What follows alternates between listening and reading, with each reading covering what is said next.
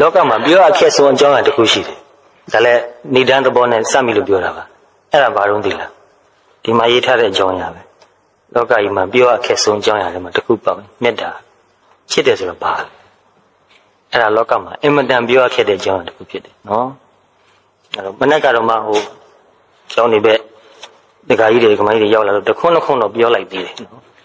အဲ့ဒီအင်မတန်ပြောရခက်တဲ့အကြောင်းအရာကိုပြောမယ်လို့စိတ်ကူးနေတာလည်းများပြီကြားပြီပြောမယ်လို့စိတ်ကူးပြီးတိုင်းမပြောပြဘူးနော်ဘာလို့မပြောပြတယ်လဲဆိုတော့ပရိသတ်ကိုကြည့်တဲ့အခါမှာတချို့ပရိသတ်ရဲ့သူ့ရဲ့အာသန်တဲ့အချက်ကရှိနေတာနော်သူအာသန်တဲ့အချက်ကိုကြည့်ပြီးတော့ပရိသတ်အများနဲ့အစဉ်ပြေမဲ့ကိုက်ညီမဲ့သူတို့နားလည်နိုင်မဲ့အကြောင်းအရာကိုဦးစားပေးပြီးပြောလိုက်တာနော်ဒီနေ့တော့အဲ့ဒီပြောရဖြစ်တဲ့အကြောင်းအရာကိုပဲကြိုးစားပြီးတော့ပြောကြည့်အောင်မလို့နော်ပြောတတ်လုံးလို့တော့မဟုတ်ဘူးနော်ကိုယ်တိုင်လည်းနားလည်ဖို့ရအမတန်ကြိုးစားခဲ့ရတာအခုချိန်ထိနားလည်ပြီလို့လည်းပြောလို့မရသေးဘူးနော်မေတ္တာအကြောင်းပြောမလို့နော်အဲ့ဒါနော်ကိုယ်တိုင်နားလည်ဖို့ရကြိုးစားနေတာအခုအသက်50ပြည့်ဖို့နည်းနည်းပဲလို့တော့တယ်နားလည်ပြီလားဆိုတော့နားမလည်သေးဘူးနော်ဒါပုံကြီးချက်ပြောတယ်မထင်နဲ့နော်အမှန်တကယ်ရိုးရိုးသားသားပြောတာနော်စာရီပီဒီမှာလည်းပဲအများကြီးဖတ်ရပါတယ်နော်မေတ္တာတုတ်တွေလည်းဖတ်တာပါပဲနော်မေတ္တာနဲ့ပတ်သက်တဲ့အကြောင်းအရာတွေကိုလည်းတက်လုံးဖတ်လာတာပဲဟိုငယ်ငယ်တော့ဆိုရင်တော့စာရေးဆရာတွေအများဖွင့်နေပြီးရေးတဲ့မေတ္တာဘွဲ့ဇလန်းတွေဝတ္ထုတွေလည်းအမြောက်အများမရေမတွက်နိုင်အောင်ဖတ်ခဲ့ပါတယ်နော်ဟိုကိုယ်တိုင်လည်းကိုယ်ပတ်ဝန်းကျင်မှာချစ်တဲ့လူတွေရင်းနှီးတဲ့လူတွေအနားမှာရှိနေတာနော်သမီးလေးတွေလည်းရှိတယ်နော်သူတို့ငါတကယ်ချစ်တတ်ရလားဒီမေကုန်းကိုခဏပြန်မေးနေရတယ်နော်မသေးချဘူးစဉ်းစားကြည့်တယ်မှာအဲ့ဒါဖြစ်နိုင်တယ်လားဒကာကြီးတို့ရောဒကာမကြီးတို့ရောသေးချသလားငါသားသမီးတွေကိုငါတကယ်ချစ်တတ်ရလားမချစ်ဘူးလို့မဆိုဘူးနော်ချစ်ရလားလို့မေးတာမဟုတ်ဘူးနော်မေကုန်းကိုသေးချာပြန်စဉ်းစားစေချင်တယ်နော်ချစ်ရလားလို့မေးတာမဟုတ်ဘူးချစ်တတ်ရလားမေကုန်းကအင်တန်กว่าပါတယ်နော်ဖြည်းဖြည်းအေးစေကြိုးစားပြီးတော့ပြောချင်ပါတယ်ဒီမှာရှိတဲ့ဒကာဒကမတွေကလည်းနှစ်ပေါင်းများစွာတည်ပြီးသားရင်းနေပြီးသားနော်ဆိုတော့ဒီပုံပြောတတ်တယ်လို့ပြောတာကိုနားလည်လိမ့်မယ်လို့ထင်တယ်နော်ပြောတတ်တယ်လို့ပြောတာပါပြောတတ်လို့ပြောတာမဟုတ်ဘူးနော်ပြောတတ်တယ်လို့ပြောတာပါနော်ထုံးစံတိုင်းပြောစရာလေးကောင်းတယ်မှာစိတ်ကူးထားမိပြီဆိုရင်ဒီပြောစရာအတွက်နည်းနည်းချိန်မိဖို့ရအတွက်နော်ပက်ကလေးတွေလို့ပေါ့နော်ငုတ်ကလေးတွေရိုက်ပြီးတော့ကျိုးချီရတယ်လို့ပဲနော်ပြောလို့ကောင်းအောင်အချက်လက်ကလေးတွေကိုနည်းနည်းရှာပြီးတော့စုလိုက်တာအမှန်တော့ဒီအချက်လက်ကိုလုံးဝမှီပြီးပြောတာမဟုတ်ဘူးဒီအချက်လက်ကိုနည်းနည်းလေးပြောပြီးတော့ကိုယ့်ဘဝထဲမှာကိုသိခဲ့ခံစားခဲ့တွေ့ခဲ့တာလေးတွေကိုဖြည့်ပြီးတော့ပြောသွားတာပဲနော်အဲ့တော့ because it has so many facets love is difficult to define နော် facet ဆိုတာသူမျက်နှာပြင်အများကြီးရှိတာပြောတာနော်ဥပမာကြောက်မျက်နှာတစ်ခုကိုတွေးထားလို့ရှိရင်သူ့မှာမျက်နှာတွေအများကြီးရှိနေတာပေါ့နော်အဲ့တော့သူ့မှာရှုထောင့်တွေမျက်နှာတွေအများကြီးရှိနေတော့ချစ်တယ်ဆိုတာကို define လုပ်ဖို့ရအမှန်တန်ခက်ပါတယ်နော် it means different things to different people in different kinds of relationships နော်ဒီချစ်တယ်ဆိုတဲ့ဒီမေတ္တာလူတစ်ယောက်စီမှာအတိတ်ပဲချင်းမတူဘူးနော်ပြီးတော့ relationship ဆိုတာဥပမာတာသမီနဲ့မိဘချစ်တာတစ်မျိုးသွားမယ်မောင်နှမချစ်တာတစ်မျိုးသွားမှာပဲနော်လင်မယားချစ်တာတစ်မျိုးသွားမယ်တငယ်ချင်းချစ်တာတစ်မျိုးသွားမယ်ဆရာတစ်ပည့်ချစ်တာလည်းတစ်မျိုးသွားဦးမှာပဲနော်အဲ့တော့အမျိုးမျိုးအတိတ်ပဲဖွင့်ကြတယ်ချစ်တယ်ဆိုတာနော် The word can be used to cover a multitude of virtues as well as vices virtues ဆိုတာကောင်းတဲ့ဂုဏ်ပြောတာနော်vices ဆိုတာမကောင်းမှုပြောနေတာနော်အဲ့တော့ဒီချစ်တယ်ဆိုတဲ့စကားလုံးလေးတစ်လုံးကိုကကောင်းတဲ့ဘက်ကအဓိပ္ပာယ်လည်းသူ့မှာရှိတယ်လို့မကောင်းတဲ့ဘက်ကအဓိပ္ပာယ်လည်းရှိပါတယ်နော်ဒါကြောင့်အမေရိကန်နိုင်ငံမှာရောက်ခဲ့တုန်းနေခဲ့ရတုန်းကဒီမေတ္တာနဲ့ပတ်သက်ပြီးတော့ဟောခဲ့ပြောခဲ့ရတာလည်းရှိတာပေါ့နော်အဲ့တုန်းကဒီဘုန်းဘုန်းတို့ကလည်းအနောက်နိုင်ငံကလူတွေရဲ့စကားအသုံးနှုန်းနဲ့သူတို့ရဲ့ဘဝကိုသိပြီးတော့နားမလည်သေးဘူးနော်နားမလည်သေးတော့ကိုသုံးတတ်တယ်သုံးတော့မေတ္တာဆိုတော့ဒီပုံက love လို့ပါတာပြန်လိုက်တာနော်ဒါပြန်တော့ပြိဿကခဏတော့နားထောင်နေခဏလေးကြာတော့အရှင်ဘုရားအဲ့ဒီစကားလုံးမသုံးပါနဲ့ နော်အဲ့ထက်မှရင်းနှီးတဲ့တခါကြီးတွေပါတော့နော်ဒေါက်တာရောနန်ဘရောင်းနင်းပါအဲ့စကားကိုပြောတာအရှင်ဘုရားအဲ့ဒီ love ဆိုတဲ့စကားလုံးမသုံးပါနဲ့ဘာဖြစ်လို့လဲတခါကြီးဆိုတော့ဒီစကားလုံးကအတိတ်ပဲပြက်သွားပြီတဲ့နော်မကောင်းတဲ့အတိတ်ပဲတွေအများကြီးပါနေတယ်တဲ့ love ဆိုတဲ့ထက်မှာ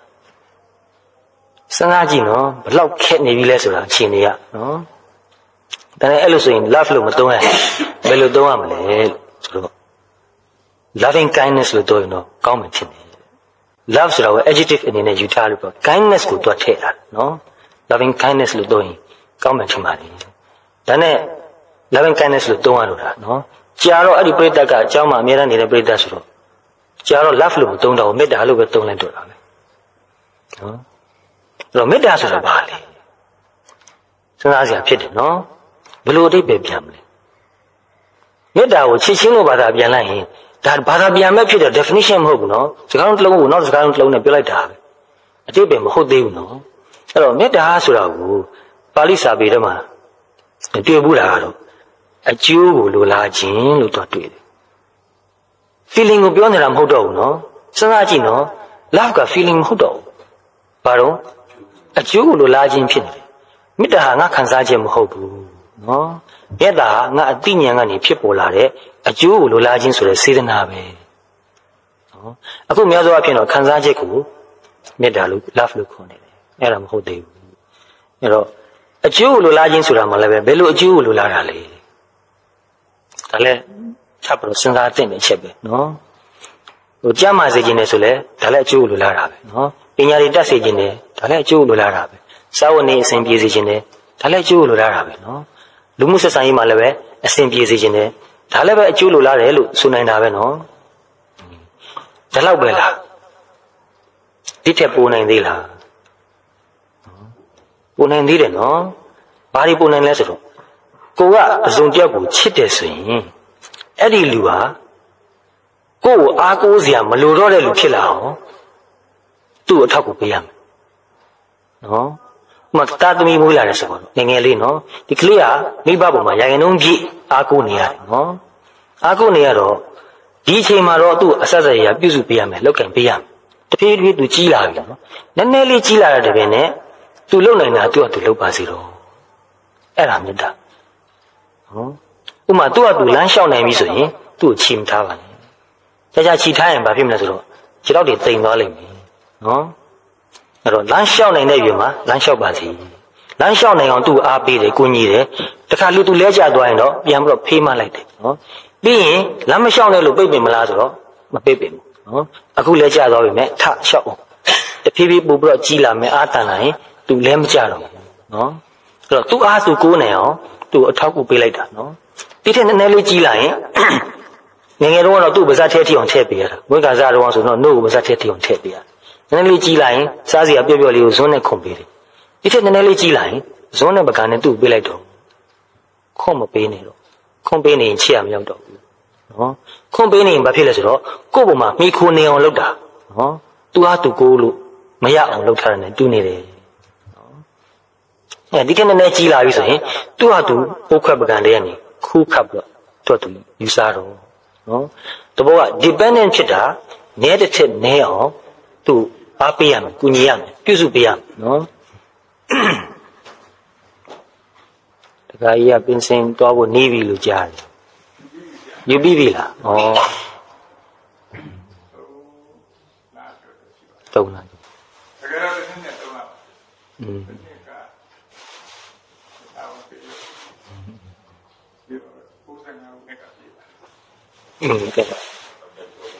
သိတယ်ဒီတခါကြီးကိုဗုဒ္ဓခိတ်မှာတော့တွေ့ဘူးတယ်မိတ်သွားလို့နောက်တော့ပြန်တတိယပြောလက်စားစကားလေးအေးစစ်စစ်ပြောဦးမယ်နော်အဲ့တော့ဟိုအဲ့လိုတာသမီလေးတဖြည်းဖြည်းကြီးလာပြီနော်ကြီးလာတော့ရာခိုင်နှုန်းပြည့်ကိုယ့်ဘုံမှာအားကိုးမိခိုနေရတဲ့အဖြစ်ကနေတဖြည်းဖြည်းတနေ့တခြားသူကြီးလာတယ်လေသူ့အားသူကိုးနိုင်အောင်သူ့အခွင့်အရေးပေးရလိုက်တယ်နော်မှန်တော့သူ့အားသူကိုးနိုင်အောင်လုပ်ပေးတာအကူအညီပေးတာအခွင့်အရေးပေးတာလဲမှန်တယ်နော်အဲ့လိုနဲ့ဒီထက်ပိုကြီးလာလို့ရှိရင်သူ့ကိစ္စသူ့ဟာသူလုပ်နေအောင်ကြားလေးလေးသူ့ပို့ပြီးတော့အားပေးရမယ်ကူညီရမယ်နီလန်းပေးရမယ် ကလေးတွေဟာကိုယ့်အကူလှုပ်ချင်စိတ်ရှိတယ်တိကျင်စိတ်နဲ့လှုပ်ချင်စိတ်ကမွေးရပါဖြစ်ပါတယ်အဲ့တော့ကလေးငယ်လေးတွေကလူကြီးတစ်ခုလုံးနေလှုပ်ချင်တယ်ဆိုဝင်လှုပ်တတ်တယ်နော် let me do it လို့တချို့ကလေးလေးတွေကပြောတတ်တယ်နော်ဝင်လှုပ်ချင်တယ်ပကံဆေးတယ်ဆိုလဲဝင်ဆေးချင်တယ်တခုခုအလုပ်လုပ်တယ်ဆိုလဲဝင်လှုပ်ချင်တယ်နော်အဲ့လိုသူတို့လှုပ်ချင်တာကိုမတားဆီးရအောင်သူတို့လှုပ်ချင်တယ်များလှုပ်ခွင့်ပေးရမယ်သူတို့လှုပ်လိုက်လို့နည်းနည်းပါးပါးပြည့်စည်ချင်လဲပြည့်စည်မယ်ကိစ္စမရှိဘူးဒီကိုအားကိုချင်တဲ့စိတ်လှုပ်ချင်တဲ့စိတ်ကိုမတားဆီးရဘူးရှားလေးလေးပို့ပြီးတော့လှုပ်ချင်နေဖြစ်လာအောင်အားပေးရမှာပဲနော်ဒါတနည်းအားဖြင့်သူပညာရေးလည်းဟုတ်တယ်သူကသူကိုယ်တဲ့အလုပ်ဖြစ်တယ်နော်ဒီလိုနဲ့တဖြည်းဖြည်းအသက်ကြီးလာလေပို့ပြီးတော့လွတ်လပ်လေကိုယ့်အကိုစဉ်းစားရဆုံးဖြတ်ရလိုအပ်ကြရင်လေဖြစ်လာမှာနော်အဲ့တော့တာသမီးကိုချစ်ရင်စဉ်းစားခွင့်ပေးပါမိဘကနေရာတွေကစဉ်းစားပြီးတော့မပေးပါနဲ့နော်မိဘကမစဉ်းစားပေးတာမချစ်လို့မဟုတ်ဘူးသူတို့ဟာသူတို့စဉ်းစားတတ်အောင်လမ်းကြောင်းပေးုံမပေးသူတို့ဟာသူတို့ဆုံးဖြတ်တတ်အောင်သူတို့အားပေးပါနော်အဲ့တော့စဉ်းစားတတ်ဆုံးဖြတ်တတ်မှသာလွတ်လပ်တဲ့လူဖြစ်လာမယ်နော်အဲ့တော့ကိုယ့်အကိုစဉ်းစားပြီးကိုယ့်အကိုဆုံးဖြတ်တာမှားသွားရင်လည်းပဲကိုယ်တာဝန်ဖြစ်တယ်နော်တချို့ကတာဝန်ကိုကြောက်တာနဲ့ပဲမစဉ်းစားဘူးမဆုံးဖြတ်ဘူးစဉ်းစားလိုက်ရင်ဆုံးဖြတ်လိုက်ရင်တာဝန်ယူရတော့မယ်အဲတာဝန်ယူရမှာကြောက်တယ်အဲ့လိုတာဝန်ယူရမှာကြောက်တဲ့စိတ်ဓာတ်မျိုးမသွင်းပေးပဲနဲ့မကြောက်အောင်သူတို့လေ့ကျင့်ပေးရမယ်နော်အဲ့တော့ကြက်တလောက်ဘယ်လိုကိစ္စမျိုးဖြစ်ဖြစ်သူ့အတူစဉ်းစားသူ့အတူဆုံးဖြတ်သူ့အတူတာဝန်ယူမှားသွားရင်ကိုယ့်အကိုပြင်အဲ့လိုနဲ့နေသွားမှသာတကယ်ပြင်ပလောကလက်တွေ့ဘဝကိုရင်ဆိုင်ရတဲ့ခါမှာကိုယ့်အကိုစဉ်းစားနိုင်ဆုံးဖြတ်နိုင်တာဝန်ယူနိုင်တဲ့သူဖြစ်လာမယ်နော်နောက်ဆုံးမှာဘယ်သူကိုမှအာမကိုရတော့ပဲနဲ့ကိုချစ်တော့ပုံမှာကိုရက်တည်နိုင်တဲ့လူတစ်ယောက်ဖြစ်လာမယ်နော်အဲ့တော့လူတစ်ယောက်ကိုတကယ်ချစ်တယ်ဆိုရင်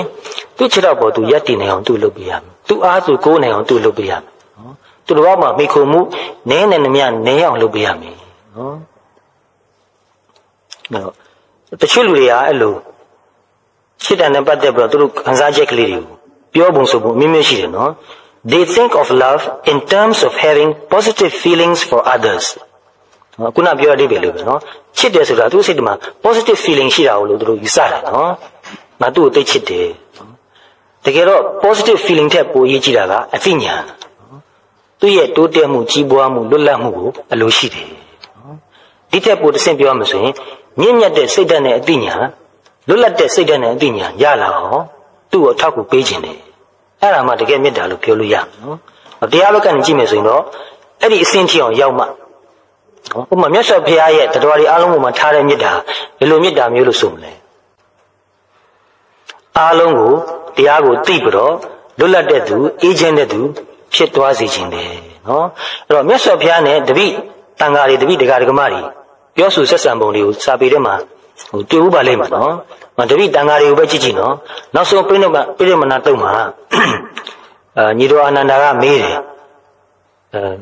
်မြတ်စွာဘုရားမရှိတော့တဲ့ခါမှာတန်ဃာတွေနဲ့ပတ်သက်ပြီးဘယ်လိုစီစဉ်ရမလဲမြတ်စွာဘုရားငါဘုရားဟောတဲ့ဓမ္မဝိနည်းဟောအားလုံးဟောထားပြီးပြီတဲ့အဲ့ဒါသင်တို့ဆရာပဲတဲ့ငါဘုရားသင်တို့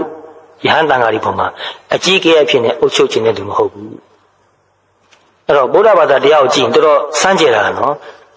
မြတ်စွာဘုရားဟာသူ့နေရာမှာအစာရည်မဲ့သူမထားခဲ့ဘူးဟောခဲ့တဲ့တရားနဲ့ဝိနည်းတွေကိုပဲအဲ့ဒါကိုပဲဆရာအဖြစ်နဲ့ထားခဲ့ပြီနော်ပုဂ္ဂိုလ်ဆွဲလွှမ်းမိုးလို့ကြီးစိုးလို့တဲ့သဘောမရှိဘူ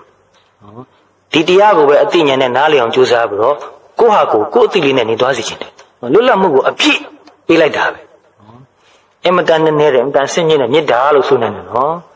ကိုယ့်ကိုမိခိုနေအောင်အားကိုးနေအောင်မလိုအပ်ပဲနဲ့အကူအညီတွေအများကြီးပေးနေတာမျိုးဟာမေတ္တာမဟုတ်ဘူးနော်သူ့ဟာသူမစင်းစားရဲအောင်မစင်းစားတတ်အောင်မလုပ်ရဲအောင်ချုပ်ချယ်နေတာလည်းမေတ္တာမဟုတ်ဘူးကိုကနေရာတွေကစဉ်းစားပြီးဆုံးဖြတ်ပေးတာမေတ္တာမဟုတ်နော် they think of love in terms of having positive feelings for others of taking care of others taking care ကိုမေတ္တာလို့ဒီလိုယူဆတယ်နော်သူကိစ္စတွေလည်းလုပ်ပေးတာကိုမေတ္တာလို့ယူဆတယ်နော်ဒါလုံးဝမလိုအပ်ဘူးလားဆိုတော့မလိုအပ်ဘူးလို့မဆိုနိုင်ဘူးနော်မွေးကစားကလေးလေးဟာသူ့ကိုကဲလို့မဲ့သူ့ကိုပြုစုဆက်ရှောက်မဲ့သူမရှိရင်သူသေသွားမယ်နော်လိုအပ်တယ်နော်ဒါပေမဲ့မလိုအပ်ပဲနဲ့နေရာတကာလိုက်လုပ်ပေးနေဘယ်နဲ့နေမလဲသူ့ကိုလူကြီးဖြစ်ခွင့်မပေးရရောက်သွားတယ်နော်အဲ့တော့လူတယောက်ကိုတကယ်ချစ်တယ်ဆိုရင်သူ့ကိုလူကြီးဖြစ်ခွင့်ပေးရမယ်သူ့အတိုင်းတာလေးနဲ့နော်လူကြီးဖြစ်လာနိုင်အောင်လည်းပဲစဉ်းစားတတ်အောင်ဆုံးဖြတ်တတ်အောင်ဤမျိုးစုံနဲ့သူ့ကို အကူအညီပေးရမယ်နော်မပိတ်ပင်ရအောင်နော် of taking care of others and of self sacrifice နော် self sacrifice ဆိုတာကိုအနစ်နာခံလိုက်တာနော်သူများအတွက်အနစ်နာခံတာဒါကိုမေတ္တာလို့ယူဆကြတယ်နော်အထက်လျော်အဖြစ်တော့မှားတယ်လို့မဆိုနိုင်ဘူးနော်မှန်ပါတယ် self sacrifice ကလည်းပဲမေတ္တာရဲ့လက္ခဏာတစ်ခုပဲဥပမာမိလောင်နေတယ်နော်အိမ်ထဲမှာကလေးတစ်ယောက်ရှိနေတယ်ဘယ်နဲ့လုံးလဲအသက်ဆုံးပြီးတော့ဒီအိမ်ထဲအတင်းဝင်ပြီးတော့ဒီကလေးကိုရအောင်ထုတ်အောင်ပါပဲဒါသူ့ကိုချစ်တာပဲနော်မေတ္တာသဘောပဲဒါ self sacrifice ပဲဒီလိုလုပ်ရင်လည်းကိုယ်ပါအဲ့မိထဲမှာတည်ခြင်းလည်းတည်သွားနိုင်တာပဲနော်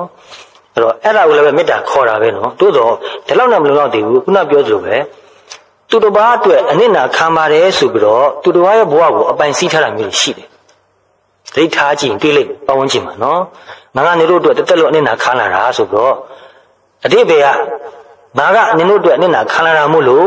ငါပြောတဲ့စကားကိုနင်တို့အတွေ့မသိလိုက်နာရမယ်နော်နင်တို့အသိဉာဏ်နဲ့နင်တို့မစင်စားနဲ့တော့ငါပြောတာကိုကောင်းကြီးလိုက်လက်ခံလိုက်ငါလုပ်ပေးတာကိုလက်ခံတော့ငါကောင်းတယ်ဆိုရင်ကောင်းတယ်လို့ပဲယူဆတော့ငါမကောင်းဘူးဆိုမကောင်းဘူးလို့ပဲယူဆရတော့ငါကနင်တို့အတွက်နင်နာခိုင်းတဲ့အတွက်ကြောင့်နင်တို့ဘဝနဲ့ပတ်သက်ပြီးတော့အဆက်အရာငါမှဆုံးဖြတ်ပိုင်ခွင့်ရှိတယ်လို့ဒီလိုသဘောထားမိတတ်တယ်နော်တချို့ဒီလိုသဘောထားမိတာမျိုးတွေရှိတတ်တယ်နော်ပြောလဲပြောတာတွေအများကြီးကြားပါတယ်နင်တို့အတွက်ငါဘယ်လောက်နင်နာခံခဲ့ရတယ်လဲဆိုတာတော့တကယ်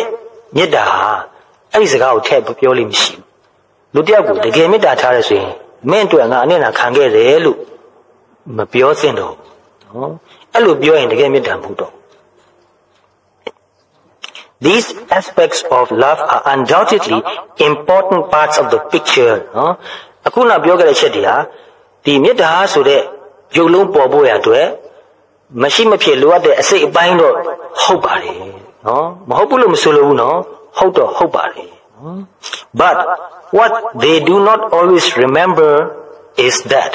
တို့တော့အဲ့လိုလုပ်နေတဲ့လူအဲ့လိုပြောနေတဲ့လူတွေသူတို့တတိမထားမိတဲ့အချက်ကဘာလဲဆိုတော့ at its highest အစဉ်အမြင့်ဆုံးဖြစ်တဲ့မေတ္တာမှာနော် love is more closely aligned with realism than with feelings နော်တကယ်အစဉ်အမြင့်ဆုံးပြောမယ်ဆိုရင်မေတ္တာဆိုတာအဖြစ်မှအခြေအနေမှန်ကိုသိပြီးတော့အဖြစ်မှအခြေအနေမှန်နဲ့ကိုက်ညီအောင်ဆက်ဆံနိုင်မှမေတ္တာလို့ဆိုလို့ရမယ်နော်အဲ့တော့ more aligned with realism နော် than with feeling တက်မဟုတ်တော့အဲ့တော့ဟိုတလောကအင်ဒီရောက်တဲ့ခါမှာသူ့အဖွားနဲ့မီးနဲ့ပြောနေတဲ့စကားတခုကြားခဲ့ရတယ်နော်အဖွားကရှင်းလူကြီးနော်အသက်80ကျော်လောက်ရှိနေပြီ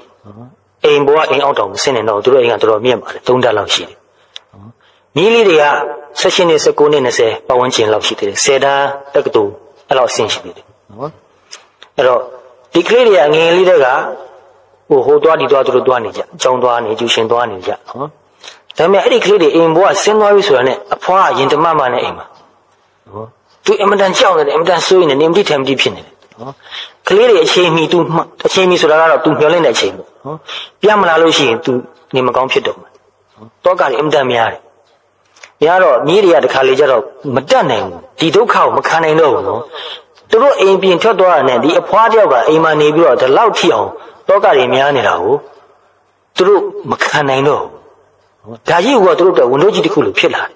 ငါတို့အဖွားငါတို့မချစ်ဘူးလားလို့မေးတော့ချစ်တယ်လို့ပြောမှာနော်ဒါပေမဲ့အဖွားကဒီလောက်ကြီးပူးနေတာကိုတော့သူတို့မခံနိုင်ဘူးအဲ့တော့ခဏခဏအဖွားကိုပြန်ပြီးတော့ဖြောင်းပြတယ်အဖွားကဘာမှမပူပါနဲ့ဒီလိုပဲတွားနေကြလိုက်ကြပါဟဲ့နင်တို့ခက်ကကားတွေကလည်းများလိုက်တာနောက်မှတူယူနဲ့မြန်လိုက်တာတော့ကြဘယ်မှာကားတိတ်တဲ့ကြားရပြန်ပြီ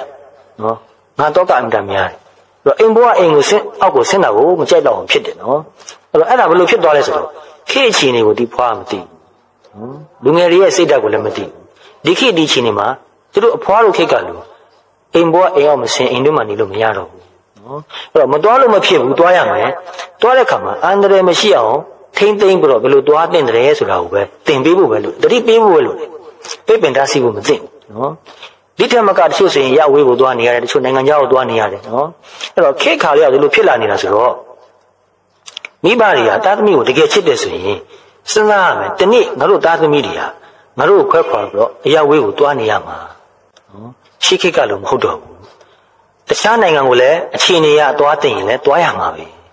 အဲ့လိုခါမှာသူတို့ဘယ်လိုနေမလဲထိုင်မလဲနော် ဘယ်လိုလူနဲ့ဆက်ဆံမလဲအဲ့ဒါနဲ့ပတ်သက်ပြီးတော့သူတို့စဉ်းစားတတ်ပြီလားအလေးကျင့်ရှိနေပြီလားသဘောပေါက်ပြီလားဆိုတာစဉ်းစားထားတဲ့စဉ်းစားထားပြီးတော့အခုကတည်းက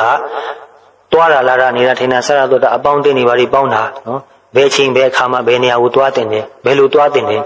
အသက်အန္တရာယ်မရှိအောင်ဂုဏ်သိက္ခာမထိခိုက်အောင်ဘယ်လိုနေတင်တယ်ဘယ်လိုလူပေါင်းတင်တယ်မပေါင်းတင်မှုဆိုတာအစလူကဲခတ်တတ်အောင်မိဘကတင်ပေးဖို့လိုတယ်ဒီလိုတင်မပေးလို့ရှိရင်တစ်ချိန်မှာပြုံးနဲ့ထွက်သွားတဲ့ခါမှာသူတို့အကြီးကျယ်ဒုက္ခရောက်လိမ့်မယ်နော်အဲ့တော့အချင်းကြီးမှန်ကိုနားလဲပြီးတော့သူတို့ဘဝနဲ့သူတို့ကန့်ညီအောင်နေတတ်အောင်တင်ပေးမှဓမ္မတကယ်မေတ္တာလို့ဆိုနေတယ်တို့မဟုတ်ရင်တော့တန်အောင်စင်ကြီးလို့တောကကြီးနေတာကိုပဲမေတ္တာလို့အတိတ်ပဲကောက်မိလိမ့်မယ်နော် Genuine love wants what is best for the other စစ်မှန်တဲ့မေတ္တာသူ့အတွက်အကောင်းဆုံးပါလဲဆိုတာကိုအလိုရှိတယ်ငါအတွက်အကောင်းဆုံးပါလဲဆိုတာမဟုတ်ဘူးနော်သူ့အတွက်ဘယ်ဟာအကောင်းဆုံးလဲသူ့အတွက်ဘယ်လိုနေရရင်အကောင်းဆုံးဖြစ်မလဲအဲ့ဒါကိုအလိုရှိတယ်နော် Even if it means risking the relationship risking the relationship ဆိုတာအဓိပ္ပာယ်ပါတော့ကိုယ်ခွဲခွာသွားတာပဲနော်အဲ့တော့သူ့အတွက်အကောင်းဆုံးဟာငါ့ကိုခွဲခွာသွားတာပဲလို့ဒီလိုသိရလို့ရှိရင်လည်းကိစ္စမရှိဘူးတော့လွတ်နိုင်ရမယ်နော်အခုကအများဆုံးအဖြစ်တော့မေတ္တာလို့ပြောနေကြတာငါနာမှနေငါနာခွဲမသွားနဲ့ဘယ်မှမသွားနဲ့နေမရှိရင်ငါနေလို့မဖြစ်ဘူးဒါတွေမကောက်ဘူးနောက်ဆုံးဘယ်လိုလုပ်တတ်သလဲတွေ့လိုက်တဲ့နည်းနဲ့ငါမရှိရင်နေလို့မဖြစ်အောင်လုပ်လိုက်တယ်နော်တချို့ကဒါကိုနှစ်ပေါင်းများစွာကတည်းကတခါတည်းကိုစီစဉ်ပြီးတော့လုပ်လာတယ်လို့ဖြစ်နေတယ်သူတို့တေချာစဉ်းစားထားတော့ဟုတ်ချင်မှဟုတ်မှာပေါ့နော်သို့တော့ဟိုငယ်ငယ်လေးတက်ကအထူးဖြင့်မိဘနဲ့တာသမီဆိုရင်နော်လုံးဝလည်းလင်မယားဆိုလည်းဒီလိုပဲငါမရှိရင်သူနေလို့မဖြစ်အောင်လုပ်ထားလိုက်တယ်နော်မလုပ်တတ်မကင်တတ်မသွားတတ်မလာတတ်မပေါင်းတတ်အောင်လုပ်ထားလိုက်တယ်အဲ့လိုဆိုရင်ခြေထောက်ကလည်းတုတ်ထားလို့ဖြစ်နေပြီခြေဝက်လည်းချိုးထားလို့ဖြစ်နေပြီငှက်ကလေးလိုပဲအတောင်မောင်ကကြီးနဲ့ကိုက်ပြက်လို့ဖြစ်သွားပြီနော်သူပြန်လို့မရလို့ရှိရင်ငါကြွေးတာစားပြီးငါထားရမှာသူနေရတော့မယ်နော်အဲ့တော့ဘယ်လိုပြောမလဲဆိုတော့ငါကဒီငှက်ကလေးကိုချစ်လွန်းလို့အတောင်ပံလေးဖြတ်ပြီးတော့ငါလှောင်ရင်းလေးနဲ့ထည့်ပြီးတော့အချိန်မှန်မှန်ငါအစာနဲ့ရေနဲ့ပေးထားတာချစ်လွန်းလို့ပါဒီလိုပြောလိုက်မယ်နော်မဟုတ်ဘူးအဲ့ဒါချစ်တာမဟုတ်ဘူးနော်အဲ့ဒါပိုင်ဆိုင်ခြင်းတဲ့သဘောအဲ့ဒါသူ့အကျိုးကိုလိုလားတာမဟုတ်ဘူးကိုယ့်အကျိုးကိုပြန်လိုလားနေတာနော်သူ့အတွက်အကောင်းဆုံးဖြစ်အောင်လုပ်ပေးတာမဟုတ်ဘူး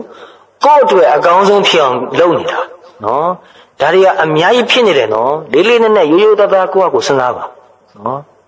လုံးမရသားဖြစ်နေတယ်နော်အများလည်းဒီလိုပဲလုပ်နေကြတော့ဒီလိုလုပ်တာပဲကောင်းတယ်လို့လည်းထင်ရင်လည်းထင်ပါပဲနော် Love wants the beloved to become strong နော်မေတ္တာအစစ်မှာကိုကချစ်တဲ့သူကို strong ဖြစ်လာအောင်နော်ခိုင်မာတဲ့သူဖြစ်လာအောင်သူကလုပ်ပေးခြင်းလေနော်အဲ့ဒါကိုလိုလားတယ်နော်ငါချစ်တဲ့သူကခိုင်မာတဲ့သူဖြစ်ရမယ်ပြော့ညံ့တဲ့သူမဖြစ်ရဘူးအားငယ်တတ်တဲ့သူမဖြစ်ရဘူးနော်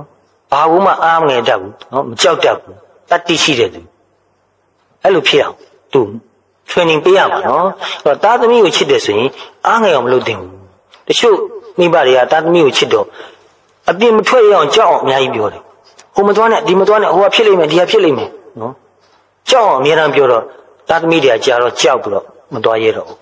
မလုပ်တတ်မကင်တတ်တော့ငယ်ငယ်လေးတွေကဒီစကားကိုထပ်ခါပြောရင်အင်မတန်ဆွဲမြဲသွားတာနော်သူ့ရဲ့ personality ကအဲ့လိုဖြစ်သွားတာလုံးဝကိုပျော့ညံ့တဲ့ personality ကိုယ်ကိုယ်သွေးတွေကဖြစ်သွားတယ်နော်သူ့အားသူမကိုရတော့နေရာတကာအမေဖေးရလုပ်ပြီးမယ်နော်ခုနပြောလို့သမင်းစားတတ်တဲ့အရွယ်မှာဇွန်းနဲ့ထိုင်ခုန်ပေးမယ်တချို့ဆိုရင်15နှစ်အရွယ်တောင်ဇွန်းနဲ့ထိုင်ခုန်ပေးနေတာရှိတယ်နော်ချစ်လို့ပါတခါတလေဆိုရင်တော့ထားပါတော့နော်ဒါမြတ်တာရဲ့ expression လို့ပြောလို့ရမှာနော်ဒါပေမဲ့ငါမရှိရင် तू နေလို့မဖြစ်အောင်နော်ကိုယ့်ကိုယ်ပဲအမြဲတမ်းအားကိုးနေအောင်လှုပ်ထားမိပြီဆိုရင်တော့ချစ်ရမရောက်တော့ဘူး So love wants the beloved to become strong and independent နော် dependent ဆိုတာမိခိုးပြနေတာနော် independent ဆိုတာမိခိုးမှုမရှိတော့တာလွတ်လပ်သွားတာနော်အဲ့တော့ဒီလို independent ကဘယ်လောက်ထိအောင်ကျေပြန့်တယ်လဲအဲ့တော့ financial independence နည်းနည်းလေးကြီးလာရင်သူ့ငွေသူရှာပြီးတော့သူ့ခြေထောက်ပေါ်သူရပ်တည်နေအောင်သူ့အားပေးရမယ်ရှာတတ်ဖွေတတ်အောင်လုပ်တတ်ခင်တတ်အောင်သူ့တင်ပေးလိုက်ရအောင်နော်ပတ်စံလူတိုင်းပေးပါလို့ဖြန့်တောင်းနေရတာမကောင်းဘူးနော် ဟိုငငယ်လေးတုန်းကတော့ထားပါတော့အနေလေးကြီးလာရင်သူ့အတူရှာတတ်အောင်သူသင်ပေးရမယ်သူ့အတူရှာနိုင်သွားရင်သူနည်းနည်း independent ဖြစ်သွားတာပဲနော်ဒါပေမဲ့မိဘတွေကတချို့အိမ်တော်ကြီးမှာဆိုရင်လည်းပဲယောက်ျားခင်ပွန်းတွေကဒီအလုပ်လုပ်ကန်ကိုမပေးဘူးချုပ်ချယ်ထားတယ်နင်လို့ဖို့ဘာလို့လဲငါရှာကျွေးနေတာပဲနော်ဒါကဒီဘုံဘုံရဲ့ညီမတွေထဲမှာနှွားရတဲ့မှာအဲ့လိုရှိတယ်အဲ့ဒါညီမလေးတယောက်ရဲ့အိမ်တော်မှာသူ့ယောက်ျားအဲ့လိုပဲပြောတယ်သူဒီညီမလေးကအလုပ်လုပ်ချင်လို့ရှိရင်ပြောလိုက်ရင်အကြည့်ချက်စိတ်ဆိုးတယ်ရံဖြစ်တယ်နင်လို့ဖို့မလိုဘူးအိမ်မှာအေးဆေးနေငါရှာကျွေးနေတာထင်စားဒါမှတဖြည်းဖြည်းစီးပွားရေးချင်းနေပျက်စီးယိုယွင်းလာတော့လုံးလုံးမရှာနိုင်တဲ့ခါကျတော့ပြဿနာအကြီးကျယ်ဖြစ်ပြီဒုက္ခအကြီးကျယ်ရောက်ပြီအဲ့ဒီအချိန်ကျမှဆိုတာနှစ်ပေါင်း20လောက်နောက်ကျသွားပြီနော်အဲ့ဒီအချိန်ကျမှအလုပ်ထွက်လို့တော့ဆိုတော့မလုပ်တတ်တော့ဘူးနော်နှစ်ပေါင်း20လောက်အိမ်ထဲမှာနေလာတာဘာမှမလုပ်တတ်တော့ဘူးနော်အဲ့တော့ financially independent ဖြစ်အောင်သားသမီးကိုစောစောစီးစီးတကလမ်းဖွင့်ပေးရမယ်နော်လင်မယားဆိုလည်းပဲကိုယ်စနီးဟာသူ့ဟာသူရှာတတ်ဖို့တောင်းသူ့အချင်းကြီးဖန်တီးပေးလိုက်ရမယ်နော်မွေးကြီးနဲ့ပတ်သက်ပြီးတော့ကိုယ့်ပေါ်မှာရာဂန်နှုံးပြည့်မိခုမှုမရှိရအောင်နည်းနည်းပါးပါးမိခုမှုတော့ရှိချင်ရှိပါစေနော်ရာဂန်နှုံးပြည့်တော့မဖြစ်သင့်ဘူးနော်ပြီးတော့ emotional independence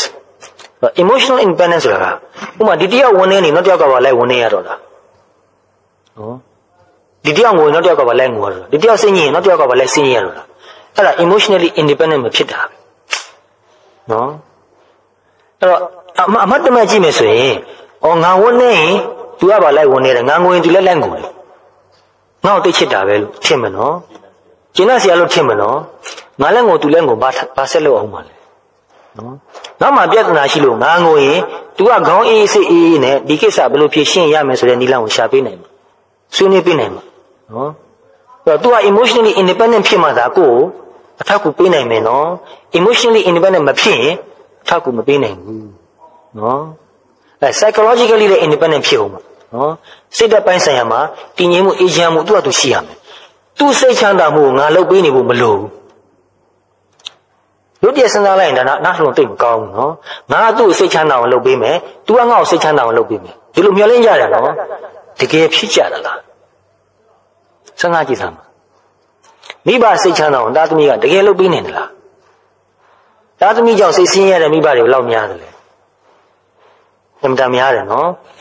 99% တော့ကမှမထင်ဘူးနော်မိဘကြောင့်သားသမီးစိတ်ဆင်းရဲတာကိုရှိတာပါပဲနော်အဲ့ဒါကဘယ်လောက်များမလဲဒါလည်းများတာပဲနော်ရာခိုင်နှုန်းတိကျတော့ပြောလို့တော့မရဘူးပေါ့နော်အဲ့တော့ psychologically independent ဖြစ်ဖို့ဆိုတာ तू တော်တော်ကို strong ဖြစ်မှရနော်